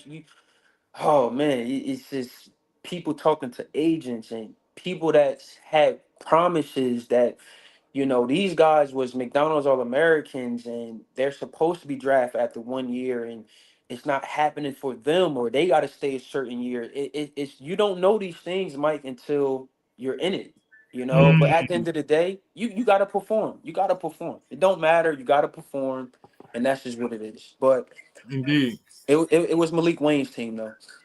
How did you come up with when did you know you wanted to leave, and how did you come up with South Carolina? I knew I wanted to leave, Mike. So after that bad freshman year, my confidence was just down, man. I remember calling my mom, man, and calling, people that I love. I was just like, yo, am I even good enough to be here? Am I good enough to be Mm. on the scene, Mike? And once I got to that stage in my life, I was like, yo, I'm tripping, man. I am that good. It's no way, like, but my confidence it was shot. It was gone. You know what I'm saying? I didn't feel like I had a safe place at home. Yeah, I was challenged. Yeah, I made mistakes. Yeah, certain things that, I could have done differently. Absolutely. That's me taking accountability. But at the end of the day, Mike, when I gotta look behind my back and don't feel like I got, a father figure or somebody that I'm going to battle or war with, it don't matter. That's your confidence. It's shot. Because now I'm playing And, that every and as time a I make a point guard, mistake, and every as a time I point make guard, you gotta have that confidence. that, You every gotta time I have make a mistake, oh, I'm coming out. Oh man, I'm just not. Everything is always on me, on me, on me, on me, and I get it. But it's a difference between building your players up and building them down. You know what I'm that. saying? And my confidence was shot. So after that year went by, I was back really healthy. Again, I wasn't really me. I got Mhm. really fully healthy. The college, you're able to do like a USA tour for the college guys. I went overseas. Nova, it was just like a USA, not the USA basketball this year. It was just like a USA team. It was me and Ash from Nova, it's two guys from Syracuse, but we went to overseas. When I tell you I was killing, I got back to me. I started feeling good about myself. We went undefeated. My confidence there. So in my mind, Malik Waynes is leaving. Dominic Cheeks is leaving. These guys is in their mind, things that they're saying, their confidence down. They should have came back. They leaving. So I knew now, I gotta build back now, taking over as a leader. Sophomore coming back. I gotta really get on pace with Jay. And now I'm back to myself. I thought it was going well. You know what I'm saying? I came back from USA, played well. was coming back home, went to GG Brown tournaments. That's something that, we do in Plainfield, played here and there. My confidence is up. So I was ready, you know what I mean? And it's just same thing, I'm talking to Jay, and it's like now I'll be coming very defensive with everything. Like, I've never been a disrespectful kid unless you talking to me as a man. Now I feel as though every time we talk or every time I'm around him, I don't even want to be around you. Every time we talking, I feel like you talking to me like I ain't nobody. You know what I'm saying? That's not good blood. It was Mhm. so now it became like, you know what, yo, my confidence shut. I can see how things going. You go, so you took away my confidence. My freshman year is terrible. Things not going well with me and you. In my mind, I'm already saying, yeah. I'm ready to make a move. Marcus Kennedy, he left. He left before. Um, so battles back and forth, transfers coming in, whatever. That still had nothing to do with nothing. Um, and then right before we played the exhibition game, we got into an altercation, like me and him battling out, and I was like, you know what, yo, I'm done, yo, done. And I didn't know that playing in an exhibition game 3 minutes after I've been doing what I'm doing in practice or going overseas, my confidence back, but then it's now shot because we just not eye to eye, man. Mhm. And right after that game or before that game, I called my people. I said, yo, I want out. I'm out. I can't do it. I'm going to be I'm now going to be a nobody. Everything Mhm. I worked hard for, everything that I wanted, and like I said, nothing's promised. Again, I Mhm. made mistakes. It's Mhm. things I could have did. I take ownership, but now I'm getting my confidence back. And once a man's confidence is or a player is shut, it ain't nothing you can do, Mike. Mhm. So Fact. I call. I say, yo, I'm out. Mhm. And played in that game. I didn't know that was going to cost me a whole year. I 3 years know. of So playing. yeah. So So I you was also trans. shut. I was mad. So you transfer. You. How did you pick South Carolina? So I picked South Carolina because Frank actually would one of the assistants Frank was at Kansas State because Frank was at Kansas State. They was also recruiting me. They wasn't as heavy, but they were recruiting me too. And then my high school teammate at Montrose, um, Michael Carrero was there. So South Carolina, Illinois, um, who else is on me? George Washington, um, Oklahoma State because they was recruiting me heavy. And it was a few others. I mean, it was some schools. But when I went to South Carolina, and again, when Michael Carrera was there, he was my high school teammate at Montrose. So I knew, all right, this is somebody I love, I trust. I won a national championship with. He knows me. I'm seeing the scenery. I'm down south. I'm in a different whole scenery. Now I meet somebody, Frank Martin, who everybody think is a jackass. Everybody think he's the worst coach to play I, for. I was about to ask you that. Everybody Yo, think he that. seemed like he's super mean. Is he mean? Everybody think that. Nah, he not. Bro, He's a that was the next question I was nope, about to ask you, nope. yo. He is a father figure. He is what you see on TV. Like that's where everybody say, "Oh my God, y'all want to go play for him." Nah, I do. He's gonna everything you see on camera in your face because you ain't doing your job, but off that camera, he's a father. He's a You father know how figure. I know that you're telling the truth? Because when I saw him take Raheem Felder, Mm-hmm. and he went through a lot of stuff, Mm-hmm. and he brought that kid in, and he worked with that kid, and I could tell how Raheem, you know who I'm talking about from New York, Mm-hmm. lefty, and when the way Raheem looked at him, you get what I'm saying? Mm-hmm. Like, because when he played in my tournaments, I used to call him the bully, and he Mm-hmm. went through a lot of stuff growing up. He was from Best Eye in Brooklyn, New York, and the way he looked at that dude when that dude was coaching him, that's how I know you telling the truth. But that was the next question I was gonna ask him. Yo, he looked mean, bro. Yo, I'm talking about. I remember like it was yesterday, yo. We me, D-Ball, my mom, we went down South Carolina on an official visit. and we had practice. And obviously, I understand how college practices work now. And Frank is just ripping his guards. Now, mind you, this is his first year, so obviously, I knew that he was wiping everybody out. Those wasn't his players. Those are the players from the last coach. Mm-hmm. So he's building his program up. But what I realized is I saw at Kansas State how he was when he had Michael Beasley, Jacob Pull, and all those good guards and people. And now you see him in person. And my mom, like, damn, he be freaking, damn, this is how it is. Like, I said, Mom, but do you see his message? He's ripping them because, yo, he ain't run back or he ain't going hard. He ain't challenging. But then what got me is he corrected the point guard at the time. And then after practice, he's joking, he's laughing, he's talking with them.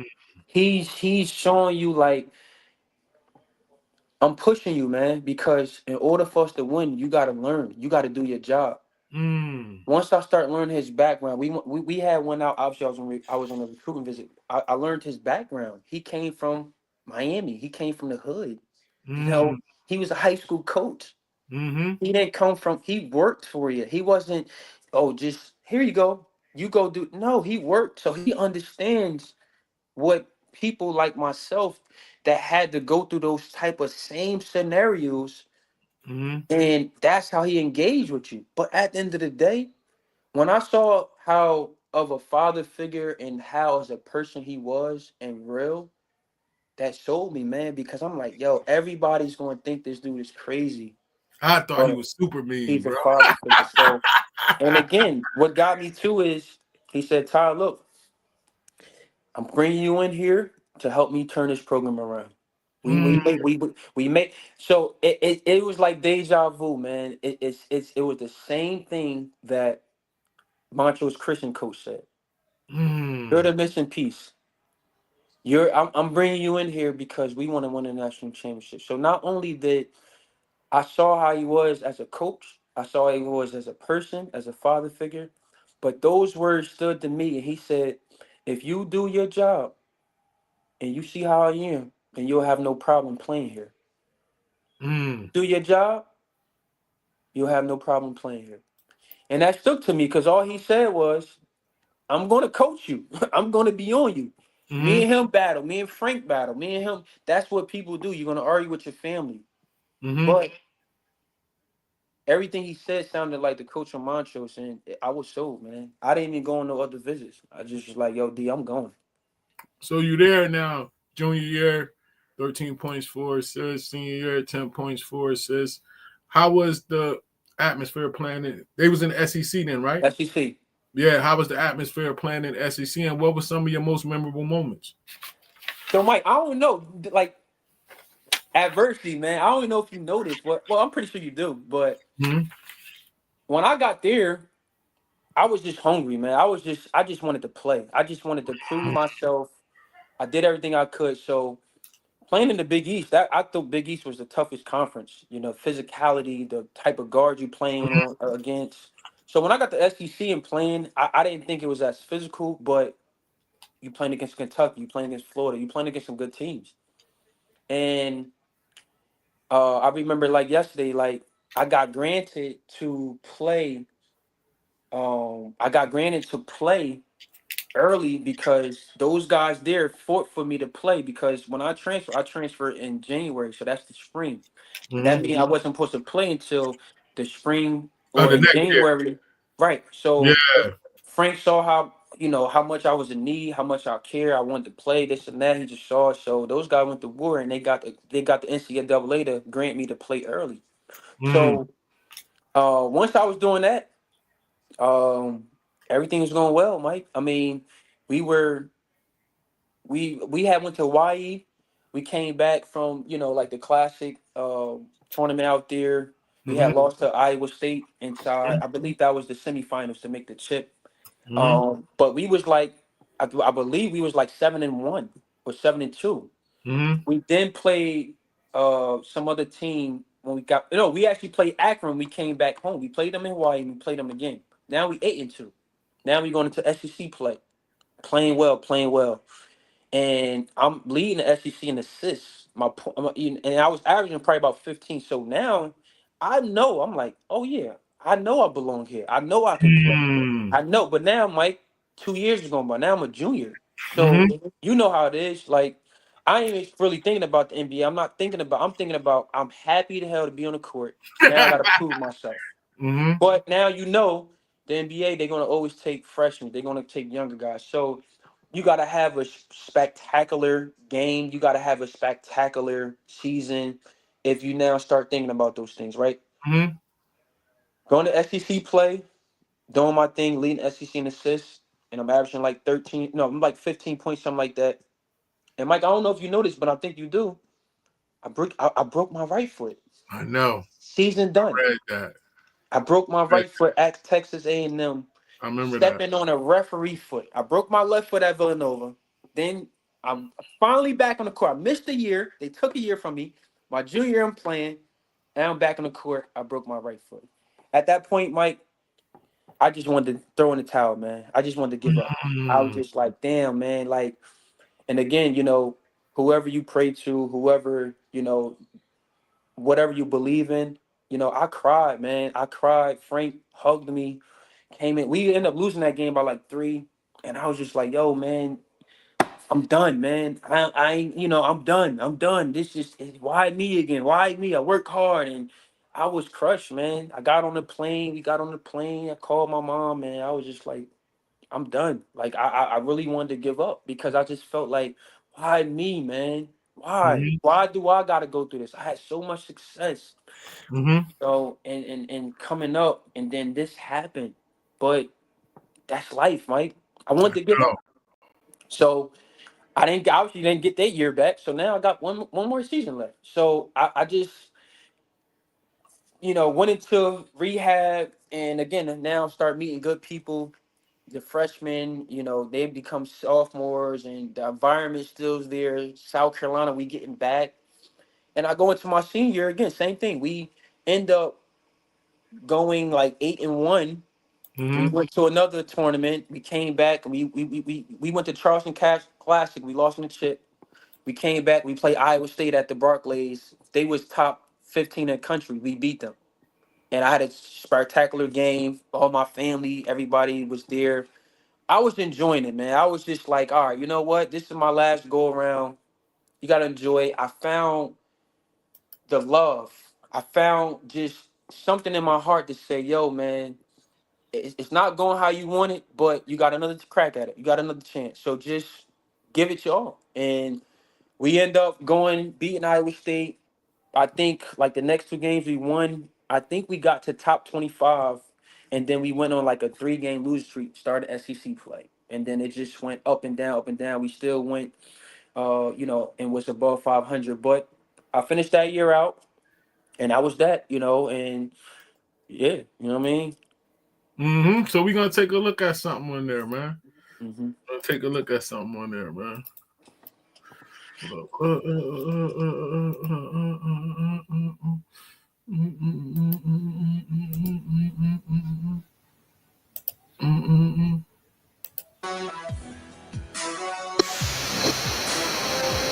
Being a part of this program means a lot. It gave me a second chance of playing basketball again.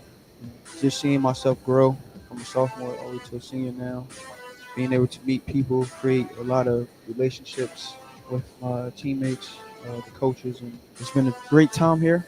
And sit back and enjoy me being a Gamecock for one last time.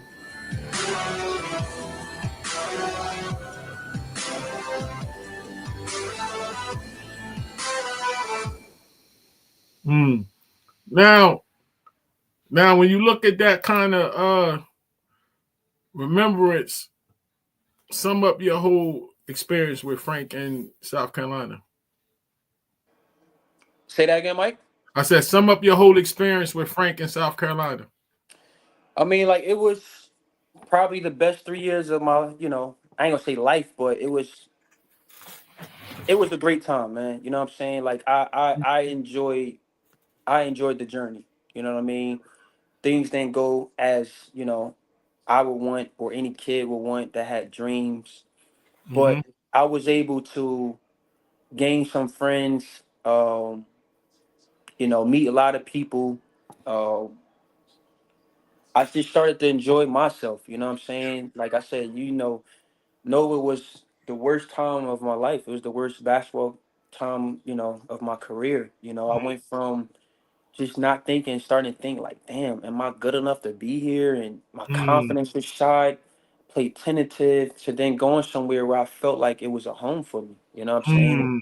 And Oh, again, like I said, nothing's in life is nothing in life is perfect. I know what I stand on, principles, accountability, my core values. I was able to get that with Frank. You know what I'm saying? Me and Frank, you know, bumped heads my senior year, 1 or 2 games or whatever, but it was love. I understood why. I understood, what it is of what a coach wants from me. You know what I'm saying? And that's all I can ask for. I felt like he had my back. I felt like I was in a place where I was wanted. You know what I'm mm, saying? That's what that even today, like I go where I'm wanted. I don't go where I want to be. You know, mm-hmm, I'm around people who want to embrace me, who mm-hmm, supports me, who love me for who I am. You know what I'm saying? I don't chase dreams all the time, as in, yo, I wish I can be around this person. Sometimes you got to come into reality. You know what I mean?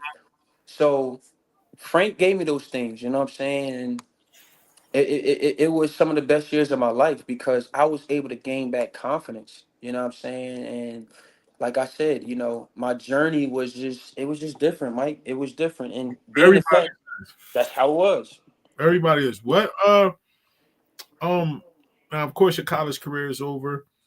You don't see the NBA as a reality as a kid that grew up and you just won a few years back. You just won MVP of the high school national championship, and of course you probably had dreams of like I'm about to move my family out. I'm gonna do this and do that. When that's not a reality, how did that hit you? And how did you deal with it? Of the NBA not really being a reality. It was tough because Mm, that's all I knew.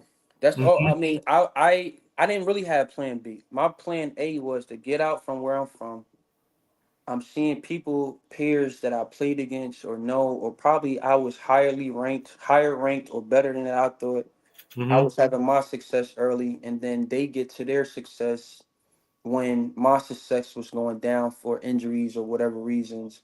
And once that reality said that, that's probably not going to happen, now you become a grown man. I'm a grown man. Now I'm 21 years old, just graduating college. And because I was above my years, my maturity, I go back into when I said to you, when you can't do something for somebody, or, I would say when the ball stopped dribbling and you became the guy that everybody wanted to be around, or everybody was leaning on you because they're trying to get whatever they want from you or whatever. mhm, mhm, And you only got the people that rock with you, whether you gonna make it or not. I already kind of put that in my head after my Nova year.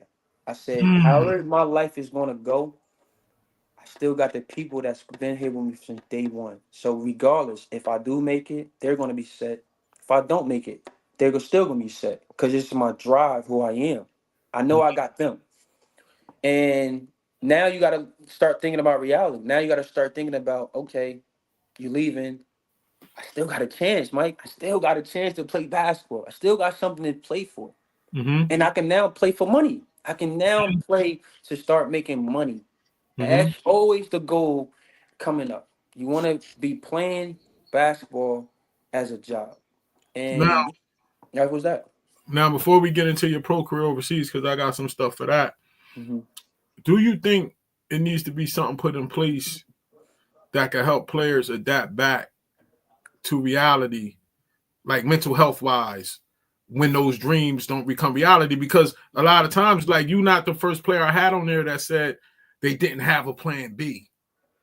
You get what I'm saying? So when that don't happen and they got to go back to regular life, I hear players like Jeff Teague on podcasts talk about I got to do this because I didn't have nothing else planned. Yep. You know what I mean? So do you think it needs to be like some kind of mental health thing or something put in place for players like that? I definitely do. I definitely do because a lot of people they don't got nothing, Mike.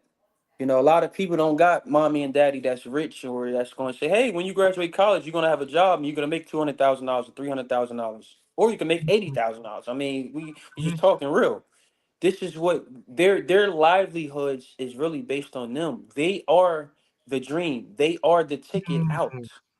Mm, mm, So a lot of guys don't know how to adapt because when reality sets in and you don't make it, and now everybody who you thought was your friend or everybody who praised you, once you stop doing something that gave them hope, you might only have your family there. You know what mm, I'm saying? You don't got those people. So you got to start thinking about you. You know what I'm saying? And I really believe it should be like something like a seminar or even, something where the players can have job opportunities. You know what I'm saying? And you got to understand, Mike, nobody really want to work. Nobody thinking about plan B. You're not thinking about that. You know mm, what I'm saying? I was one of those guys. I wasn't my plan B, but because I didn't grow up just having somebody say, "Okay, well, after college, don't worry about it. I got you. I'm gonna hand you money." I'm a grown man. Now I gotta survive for me. indeed. And a lot of guys still, you know what I mean? It's dudes, I was laughing about this to one of my boys, Jay. Man, Mike, I used to spend hours when I became a professional, playing overseas and playing in G League and all that stuff. Hours inside the gym. I was Mm, I was going to LA Fitness. This was my job. So, G League overseas, I'm making money. This is my job. So I could be in the gym working on my craft because I know I'm making money. But everything ain't always going to be what you say. People going to think that everything is sweet. You ain't making millions of dollars now. Now you got to go to a whole nother world, country, and now you got to do a job. And if you don't perform, you're cut. Some places you mm, go, they don't even pay you on time, right? I heard Some about. places you go, your living situation isn't like how the US is.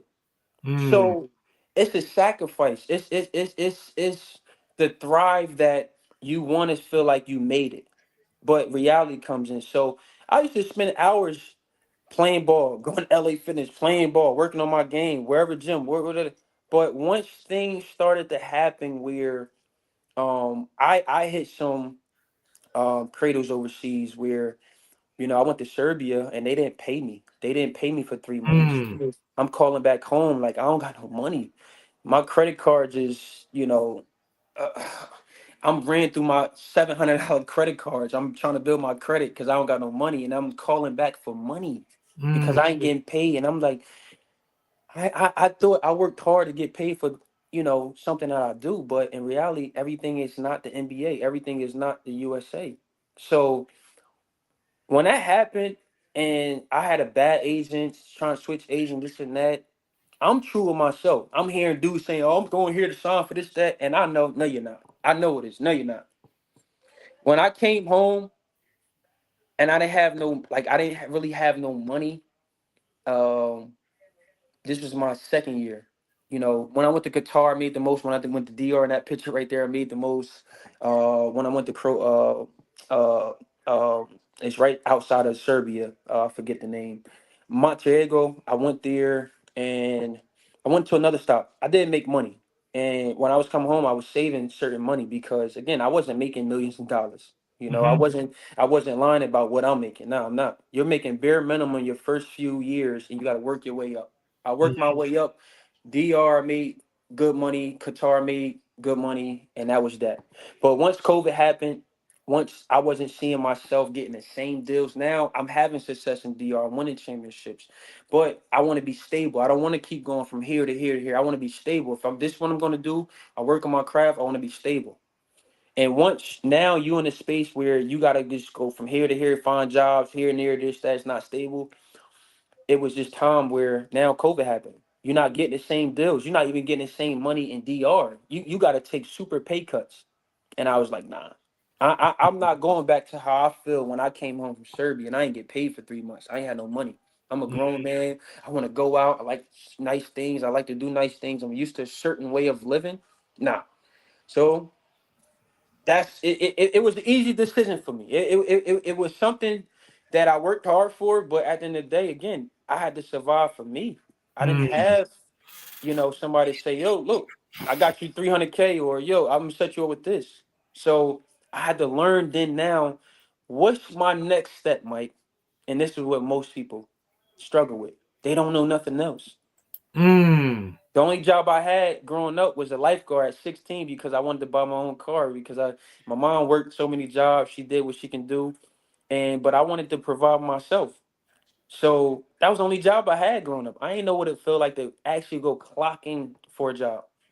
So I ended up working little jobs, but I also start training for nothing, building up. Now this is a guy that used to being up here and having life to now you down here and now you out to the regular world where everybody got to go work.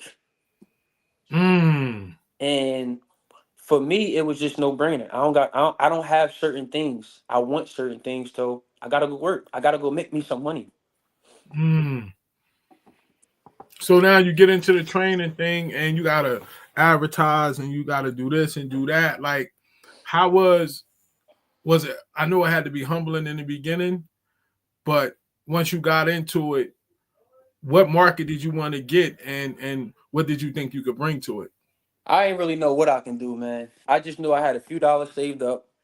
I I was remember you contacted me on Facebook and stuff and asked I me some was stuff okay. like, yeah. I didn't know what I wanted to do, Mike. I just didn't know what I wanted to do. I know, good thing I got my degree in sociology. That wasn't even something I really wanted to get, Mike. Um, I always told myself that I wanted to get into broadcast journalism. So basically, I Mm. wanted to be a commentator at the basketball. I Mm-hmm. felt like I know basketball or football, but mostly basketball. So I felt like that's really not a job for me to go Mm-hmm. do. That's just something I know about. So if I could talk about sports and talk about now the new players coming up and I can get paid for it, I thought that was a no-brainer. But it takes you got now connections, but then you also got to have a degree in that. Unless again, I didn't come from the league. I wasn't a league guy. I didn't play 4 or 5 years where it could easily I can call ESPN or call those guys, make connections. Now I'm a regular guy. I gotta actually go to school. I gotta, be in front of a camera. You gotta go to certain classes. You gotta take these things to be able to get to that level. So my route is going to be harder. And Facts. but I gotta get back to reality. I gotta be able to afford to get to those interviews. I gotta afford to if I gotta go fly to Atlanta to be able to go just meet with people. I gotta I gotta make money. So once I got done, I didn't know what I was doing. I just was still working out. And I just people start, yo man, yo, do you be working out? Yo, can my son come train? Da, da, da. And I was like, fuck it, why not? I'm going to the parks. I ain't know what you got to do, but Mm-hmm. then before you know it, I'm training for free. I'm training for $10. I'm training for 15. I'm building up my brand. I'm building up me. Mm-hmm. So then Jim called me, and again, I always had a relationship with Jim. Jim was like, "Yo, man, I know you probably not playing, or I don't know what you're doing, but yo, do you want to come on my staff?" I said, "Man, Jim, I don't want to be no damn high school coach. So I don't want to be no coach, man."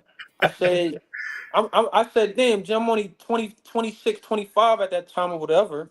Said, but it was certain things, man, talked about. Jim was, uh, a Nike guy. It was certain things that I said, okay, maybe I can be a counselor. I mean, maybe he can get me into the Nike All American camps that I used to go to as a player. Maybe I can go there and work, train. It was just different things that started to happen. And, I asked him and talked to him.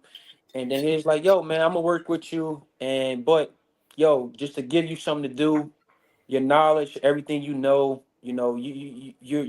I think you could have something special in this. And I was like, you know what, fuck it. Come on, let you know what I mean? Let's do it. And then I start coaching. I start falling in love with it. You know what I'm saying? I started to being around people that was like me. Marcus Toniel went to Seton Hall, so he was a Division I player. Jimmy Salmon got, I mean, I know him. I mean, he coached all these players. So it was just more like, all right, I'm around guys just like me, and I'm working. You know, high school coaches and stuff. You don't make a lot of money, but I felt like I had something to give, Mm, and he gave me the platform to give. So as that's happening, training picking up. And I always said to him, I said, "Yo, Jim, I'm liking the train. So now I got to figure out who's the best players now, because I'm not in tune with the high school. I don't know who's who, and mm, now I got to be around. I got to go to games. I got to see. Now I got to network. I always was good at meeting people and networking. mm, So I was like, all right, well, start doing it. Next thing you know, reality hits. It's cold inside November, December. I can't be training people outside in 50-degree weather. uh-huh. Who do I go to? How can I now get in a gym? Now I need gym. Now I need to train. If I can't train, I can't make money. This is my job. I'm coaching, but again, we ain't making much. It ain't about making Mhm, money. It's now I'm in. So now the person who we talked about that I got a lot of respect for, and he really helped me out. And again, I didn't. These are guys that I didn't even play for. Phil Colicchio. This is the mm. only guy. This was the guy who I had battles with at Plainfield. And Mike, I don't know if you knew this, but I lost one game my senior year, and guess I know. who it I saw. was? I saw him talk about it in the chat. I saw him talk about it in the chat. Oh man, so I lost to Linden my senior year right before the main game, and I didn't want to play this game. I told Phil we'd talk about it, but I was sick. We was coming to Jersey. Again, everybody wanted to see Ty. Coach did this for me. I said, Coach, don't play me. I'm sick. I had a flu and I was sluggish. And bro, they beat us. They beat us. So now Mhm. you know, I'm hearing it. Oh, you transferred there to go there, and you would Good. be in Plainville. Yeah. I just knew, man, I was gonna give Finley 40, and we was gonna win. But long story short, Phil, I reached out to Coach Phil, and he knew somebody, and he was like, "Look, man, I got a buddy that owns a gym over in South Plainfield, and you know, I'll help you out. So if you need a spot to, train because it's cold outside, Phil helped me. Called him. I had to pay what I had to pay. Start training out South Plainfield Hold up. in a Time out. private gym. Time out. Time out. Time out. Time out. Time out. I know they got middle schools and rec centers, and you couldn't Everything. get a gym in Plainfield. Nope. Nope. I've been Nope. there, Nope. bro. And again, like I said, it goes back to I've. It's a lot of feelings of how I feel, man. Again, and I can speak this. Cause I mean, if you ask me, I'm always going to ask me. So I'm the best player to ever come out of there. That's just my opinion. I gave what I gave. I do still feel as though my jersey should have been retired. This is I, crazy because you I sound just like Makima Ford, who was the best women's girls player to ever come out of Trenton, and she getting treated the same way. right. This So is crazy. um, I was going again. The janitors that I knew was let me in the buildings. The security guards, who was my guys, was let me in the buildings. Once I start realizing how things work, all right, you got to get insurance, Ty. You got to get this, that. I was going to the people that was saying, "Yo, I'll help you out. I'll do this and do that. You got to get this and get that." But when I got it, it becomes a runaround. Oh, yeah, it's more than six. It's more than six gyms in my city that I should be able to get, but not just for me, for other guys. Ant Nelson, Dre Mhm. Dabney, all those guys. Like it should be a place where you should be able to get a gym. And once those things wasn't happening, I can't believe again, I felt the way, but I can't stop. I can't get mad. I gotta still go on. gotta go Now I ahead. gotta make phone calls to people that I know me, and if you can help me, help. Like I said, Mhm. T Bone does a great job with Plainfield, and Bone after these years, Bone would help. Yo, Bone, is it possible I can get some space here? So, yeah, Bone was still helping, but Bone was really like the only one. Like, but I just feel as Mhm. though like I should better get a gym, man. It should be no problem, but that's the politics, whatever it is. So Phil helped me. I got a private gym. I was running out camps, training. Uh, Big Carl was there, so Carl put a good name with the like the owner. And at the end of the day, Mike, when you pay your money, ain't nobody gonna bother you. Pay my money. Facts, I got facts. my insurance. I got everything that I had that I was wanting to have at Plainfield, but it just I couldn't get it done. I don't know why. So I just felt the way about. I was like, look, at the end of the day, politics, whatever, whatever. I moved on, and then I met other people. Then I'm at IC with Jim. I could train people. We got a private gym. Then I'm meeting more people, and then before you know it, I'm just growing, Mike. I'm growing, and I'm still giving back. I'm still one of my mentors, somebody that I love to death was like, yo, you should do this. Mike, I got to a point where I'm giving out free food for my city. I'm feeding the homeless because that's what I Saw wanted to that do. joint. I saw I that. ain't asked nobody. This is what I wanted to do. I'm doing things. I'm still giving free stuff away. But at the end of the day, Mike, now this become a business. It's my job. So after the fact, you know how it works. This is, I don't know. When everybody see you doing good, yo, I saw that was dope. How can I be a part of it? If you really want to be a part of it, I'll post. But I ain't kissing ass. I'm not gonna keep begging. I felt like I kept on asking. I keep on trying, and it's blocked. So you got to go somewhere else. You know what I mean? I And went it's through the same thing in Trenton, bro. I had yeah. the So hottest middle school tournaments in the country, and I could get gyms everywhere in New Jersey, most places on the East Coast, and I couldn't get no gyms in my own city. That was okay. crazy. You know what I'm saying? Like, I had the Yeah. mayor of Atlantic City at the time come up to me and say, "Man, you got the keys to our city. You can have all the gyms you want." You get what I'm saying? And Like then I that. go to Little Trenton. They're like, "Nah, you can't So do it here." You get what I'm saying? I So I know. we about to have some fun with it now, man. Give me your Plainfield Mount Rushmore. Whew. Hey Or Mike, I can't see the comments if people commenting or whatever. I'm not on. I guess just see us. no, And don't worry again, about that. Don't worry about that. Give me your Plainfield Mount. You got four I slots. mean, like it's rough, man. It's rough, but You got four Plainfield got slots, a bro. lot. But whoo, and again, like people gonna feel how they feel, man. But this is my opinion, and this I really don't care. So obviously, you got to throw me on there, number one. That's just Okay. what I feel. Um, Okay. I look at levels. I look at what somebody, how far they went, and not in college or after. I look at what you did in high school, what you did at Plainfield when you put a jersey on. What you achieve. I gotta also throw somebody like Anthony Nelson on there. He gotta be on there. Okay. Okay. And the reason why, like I said, Ant played at the highest level. He went different places. He wasn't as like me with the far as he wasn't like a crazy scoring guard. I think Jarrell Thompson was the scorer on that team, but Ant was he was the guy who held that team. He was the guy He still. was the face. He was the face again. Yeah. I'm talking about what he did there. He was a 1,000 point scorer. He went to all the top camps. Mhm. He was recruited. Like all this stuff matters when you talk about Mount Rushmore. You know what I mean? Just don't talk about what you did at Plainfield and the numbers. Yeah, it mattered, but so Ant got to go in there. Um, see, I don't know what the guys did that was before me. When I hear stories like Only Kenny thing you could do, Stills, only thing you could do what you know. Don't worry right, about nobody else. right. Just give me your four. Um, I gotta throw on there again. Mm, mm, mm. This is gonna be tough. I gotta throw probably on there Jihad Muhammad. Um Hmm.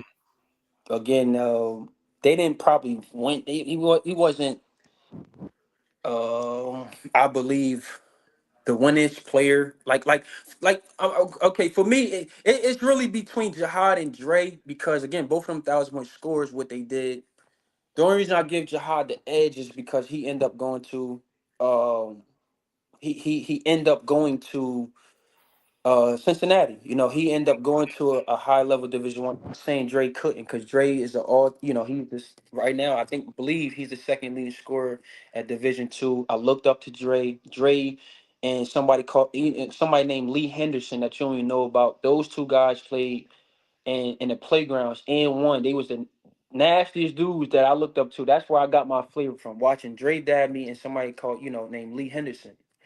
But I just got to get an edge because again, you got to look at who was number one, and I believe at that year Jihad was Batman and Dre probably was Robin. You know what I'm saying? So I gotta throw Jihad Muhammad on there. You got one more. And number four, man, it's really gonna be rough, tough for me. Um, man, and this is somebody who he won. He won. His game probably wasn't the best, and I don't really even like putting forwards or bigs up in that because he wasn't like really the price of admission. But now you got to talk about numbers. He was 1,000 point, I believe, 1,000 point score, 1,000 point rebound. He got two state champs. He ended up having a great career in college. So it's tough. It's going to have to be the Justin Sears I played with for 2 years. Um, or I'm gonna have to put either another tough guard, man, who competitive nature and he was 1,000 point scorer is Jarrell Thompson. But I'm gonna edge and probably put Justin Sears as number four for me. Okay, Uh, okay. number four, and then like I said, it's just 1,000 point scorer. I believe. I don't know all the numbers. I know he's 1,000 point rebounder. He got two state chips. He was a winner. He ended up going to Yale. He ended up even having a better college career than I have. I mean, again, I take accountability. I can see that he Mm-hmm. ended up being a, uh, you know, Ivy League Player of the Year. Ended up Mm-hmm. going overseas and play, and now he works. So I got to put Justin Sears because now we talking about numbers. We talking about two state chips, 1,000 point scorer, 1,000 point rebounder. His game wasn't flashy. He wasn't the price of admission. He got it done, and then he went off and went and have a great college career. So he would be number four. I kind of like I said it's other like I said he edged Jarrell Thompson for me because of those reasons. I mean, again, Rel was 1,000 point scorer. Rel was probably one of the best scorers. He didn't win a state chip.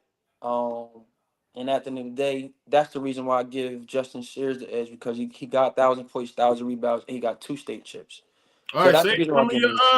say some of your thinking energy because it don't get no easier. Um, but you got other good people like when T-Bone did something like this, and he had people give their opinions. And again, Mm-hmm. it's no right or wrong. So if someone mad or they feel away, then that's on you. This is just my opinion. You know what I'm Don't saying? worry about them. Next So up. Next I up. told somebody I want to throw this out before, but I told somebody who he probably wasn't the best guard. I believe all the guards I said was probably better. I mean, you got to also throw Mike Gordon in there too. Mike was good. He Mm-hmm. led his team, but Sekou, I gotta give him his props because he wasn't the best guard, but he got two state chips and he led the team to two state chips, and he was the point guard. So I just want to give him his props. He wasn't the best far as the flashiness and all that I stuff, remember say cool. but I want to give him his props because I believe you talking about winners. He he is probably the all-time winningest point guard. I'll give him that even over me. You know what I'm saying? Because even though I won, but he had 2 more years where he started winning even more. So Mm-hmm. I definitely want to give him that. So, Next up, New Jersey High School. whew. 4 slots. Mike, man, one thing I'll say, man, I don't like ever saying anybody's better than me, man, but I also got to come into reality and The what these four that you people, saw. yeah, I just got to. These people accomplished more than I did. I mean, and at the end of the day, facts is always going to overweigh opinions. At the Mm-hmm. end of the day, you can have your opinion, but these are facts. Mm-hmm. Obviously, you got to put number one, because I saw him play, and this is somebody who blew up, and he's still doing it today. You got to put Kyrie, or obviously, right? You got to put Kyrie. Number two for me, I didn't get to see him play, but the what he did, and arguably no one ever did. D Wag, he scored 100 points in high school, bro. Hey, if he's not on your Mount Rushmore in Jersey, then you just clearly a hater. He ended up going to the league too. He ended up, like I said, he's the only person in Jersey history to have 100 points in a game. So he got all the acclimates. You know what I mean? Like he did everything. So these are facts. Your opinions don't matter about facts. Number three for me, I've heard stories. I saw highlights. I saw the stuff he did, man. He was a problem. I mean, he was a man amongst boys. You might, yeah, I guess you got to throw Tim Thomas in there as number 100%. two. You know Okay. what I mean? Okay. I just put up some That's clips of him the other day. you got to throw Tim Thomas in there. I mean, again, we talking about the number one player in the country.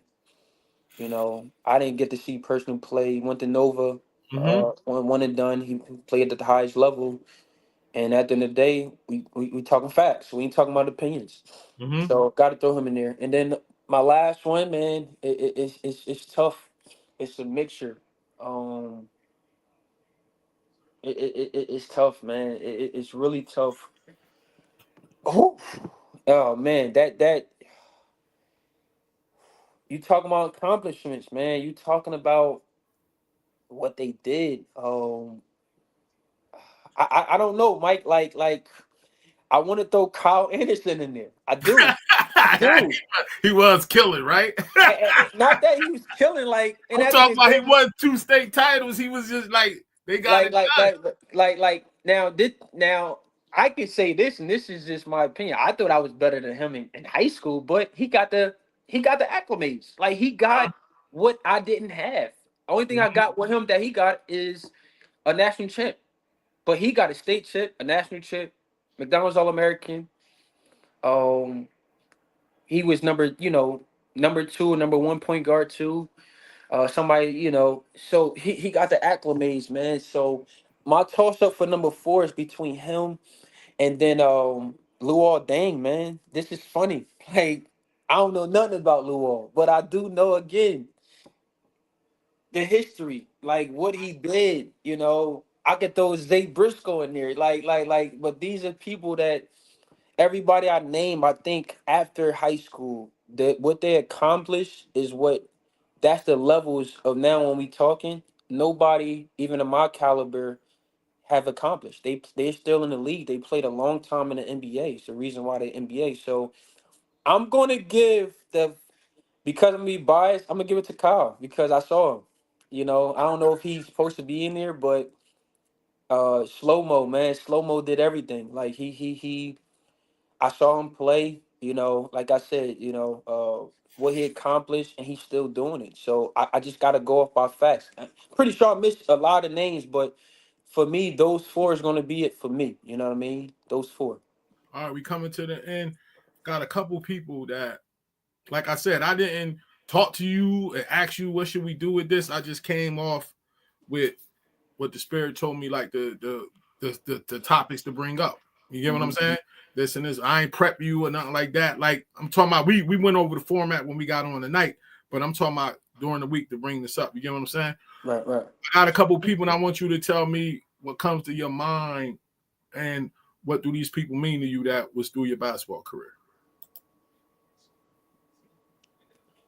Bone is Mr. Plainfield, man. Bone saw me since I was a youngin, and at the end of the day, I believe that out of a lot of people that had their opinions, Bone is just gonna be who he is. You know what I'm saying? Even as a man now, I'm running my tournaments. He's still bringing his teams. Like I said, I called Bone, yo, Bone, how you feel about this? Or Bone, I need this done. When Bone called me, yo, Todd, I need you to bring your teams. It gets done. And he shared my last name. So, you know, out of all the respect, man, I just give him a lot of respect because he is Mr. Plainfield. That's who he is. He got that title. So I got nothing but love for Bone. You know what I mean? Okay. Yep. These two right here, man, is the reason of Bryce and Diva. who I am today. These are my father figures. I didn't have my dad in my life, and both of these guys will be able to be my dad. These are my father figures. They sacrifice a lot for myself and other players. Mm-hmm. Um, it's the reason why I was able to accomplish and get a lot of things that I got early on, and they put me on the format. I don't know. Maybe if Coach Bryce didn't come to Divisional Rec in Plainfield and snatch me up, I may not be who I am today. You know what I'm saying? I may not. It started with him, and D-Bot finished it. So they poured so much into me. I know those guys got my back. I got their back.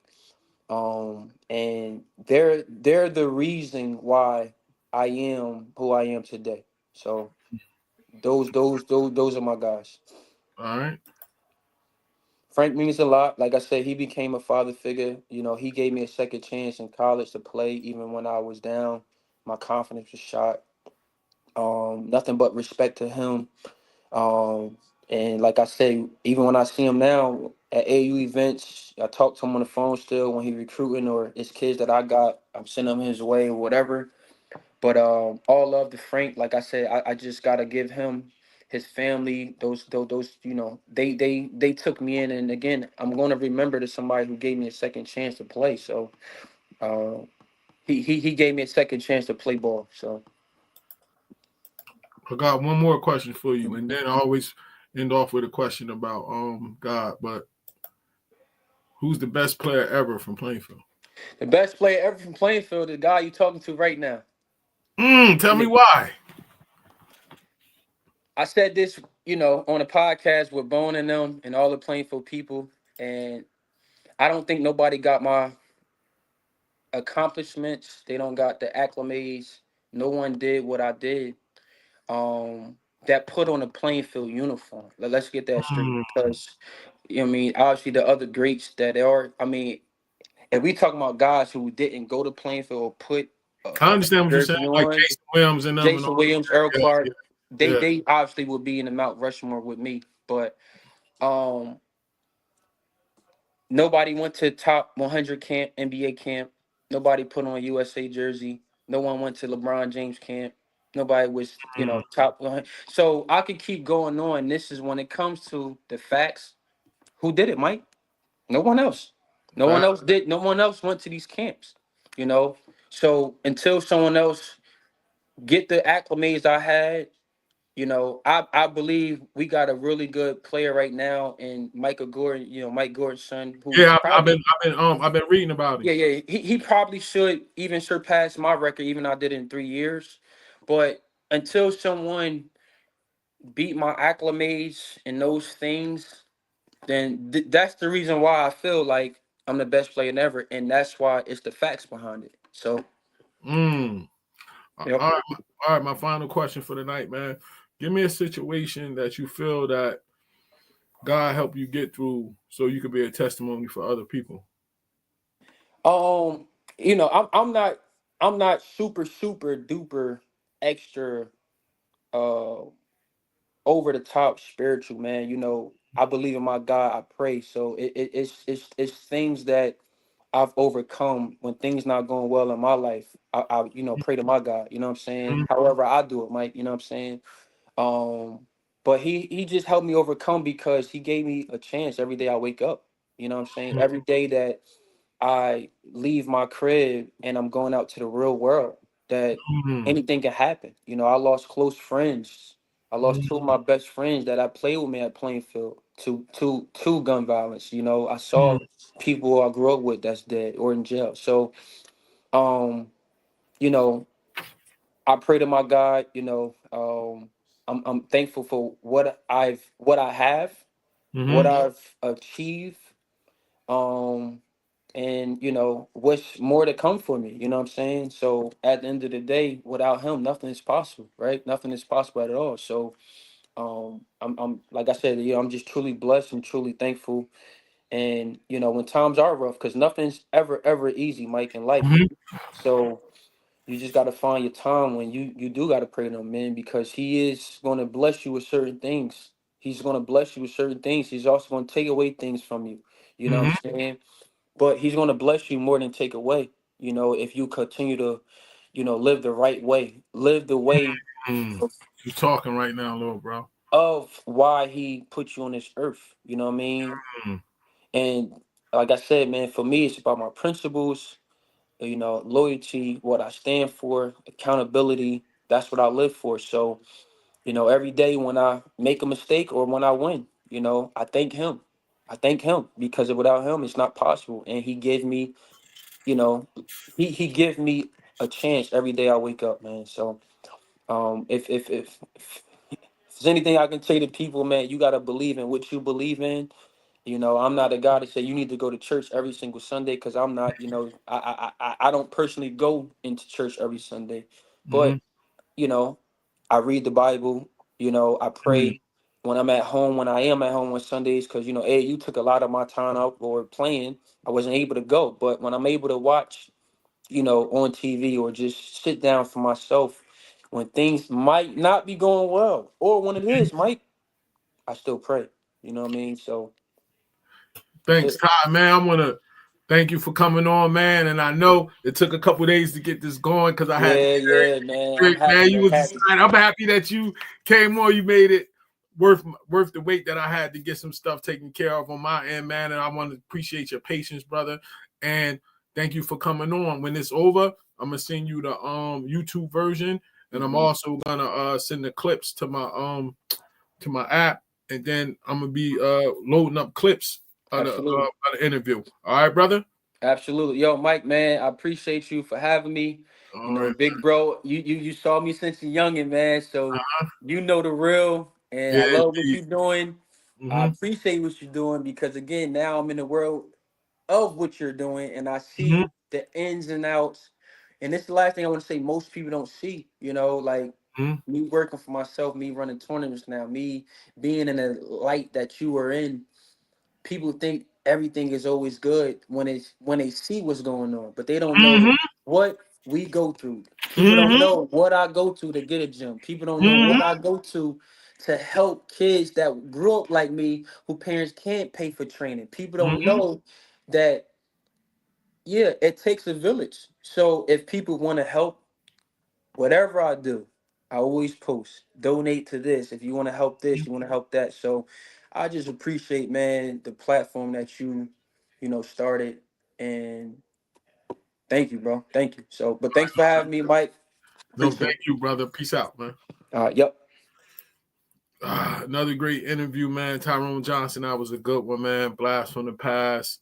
Young boy doing good things with his life, man. All praises that the Most High keep him safe, man, and continue to help young players, man. Thank you guys for tuning in tonight. I see you guys, Most High willing, next week. Have a blessed night. Shalom.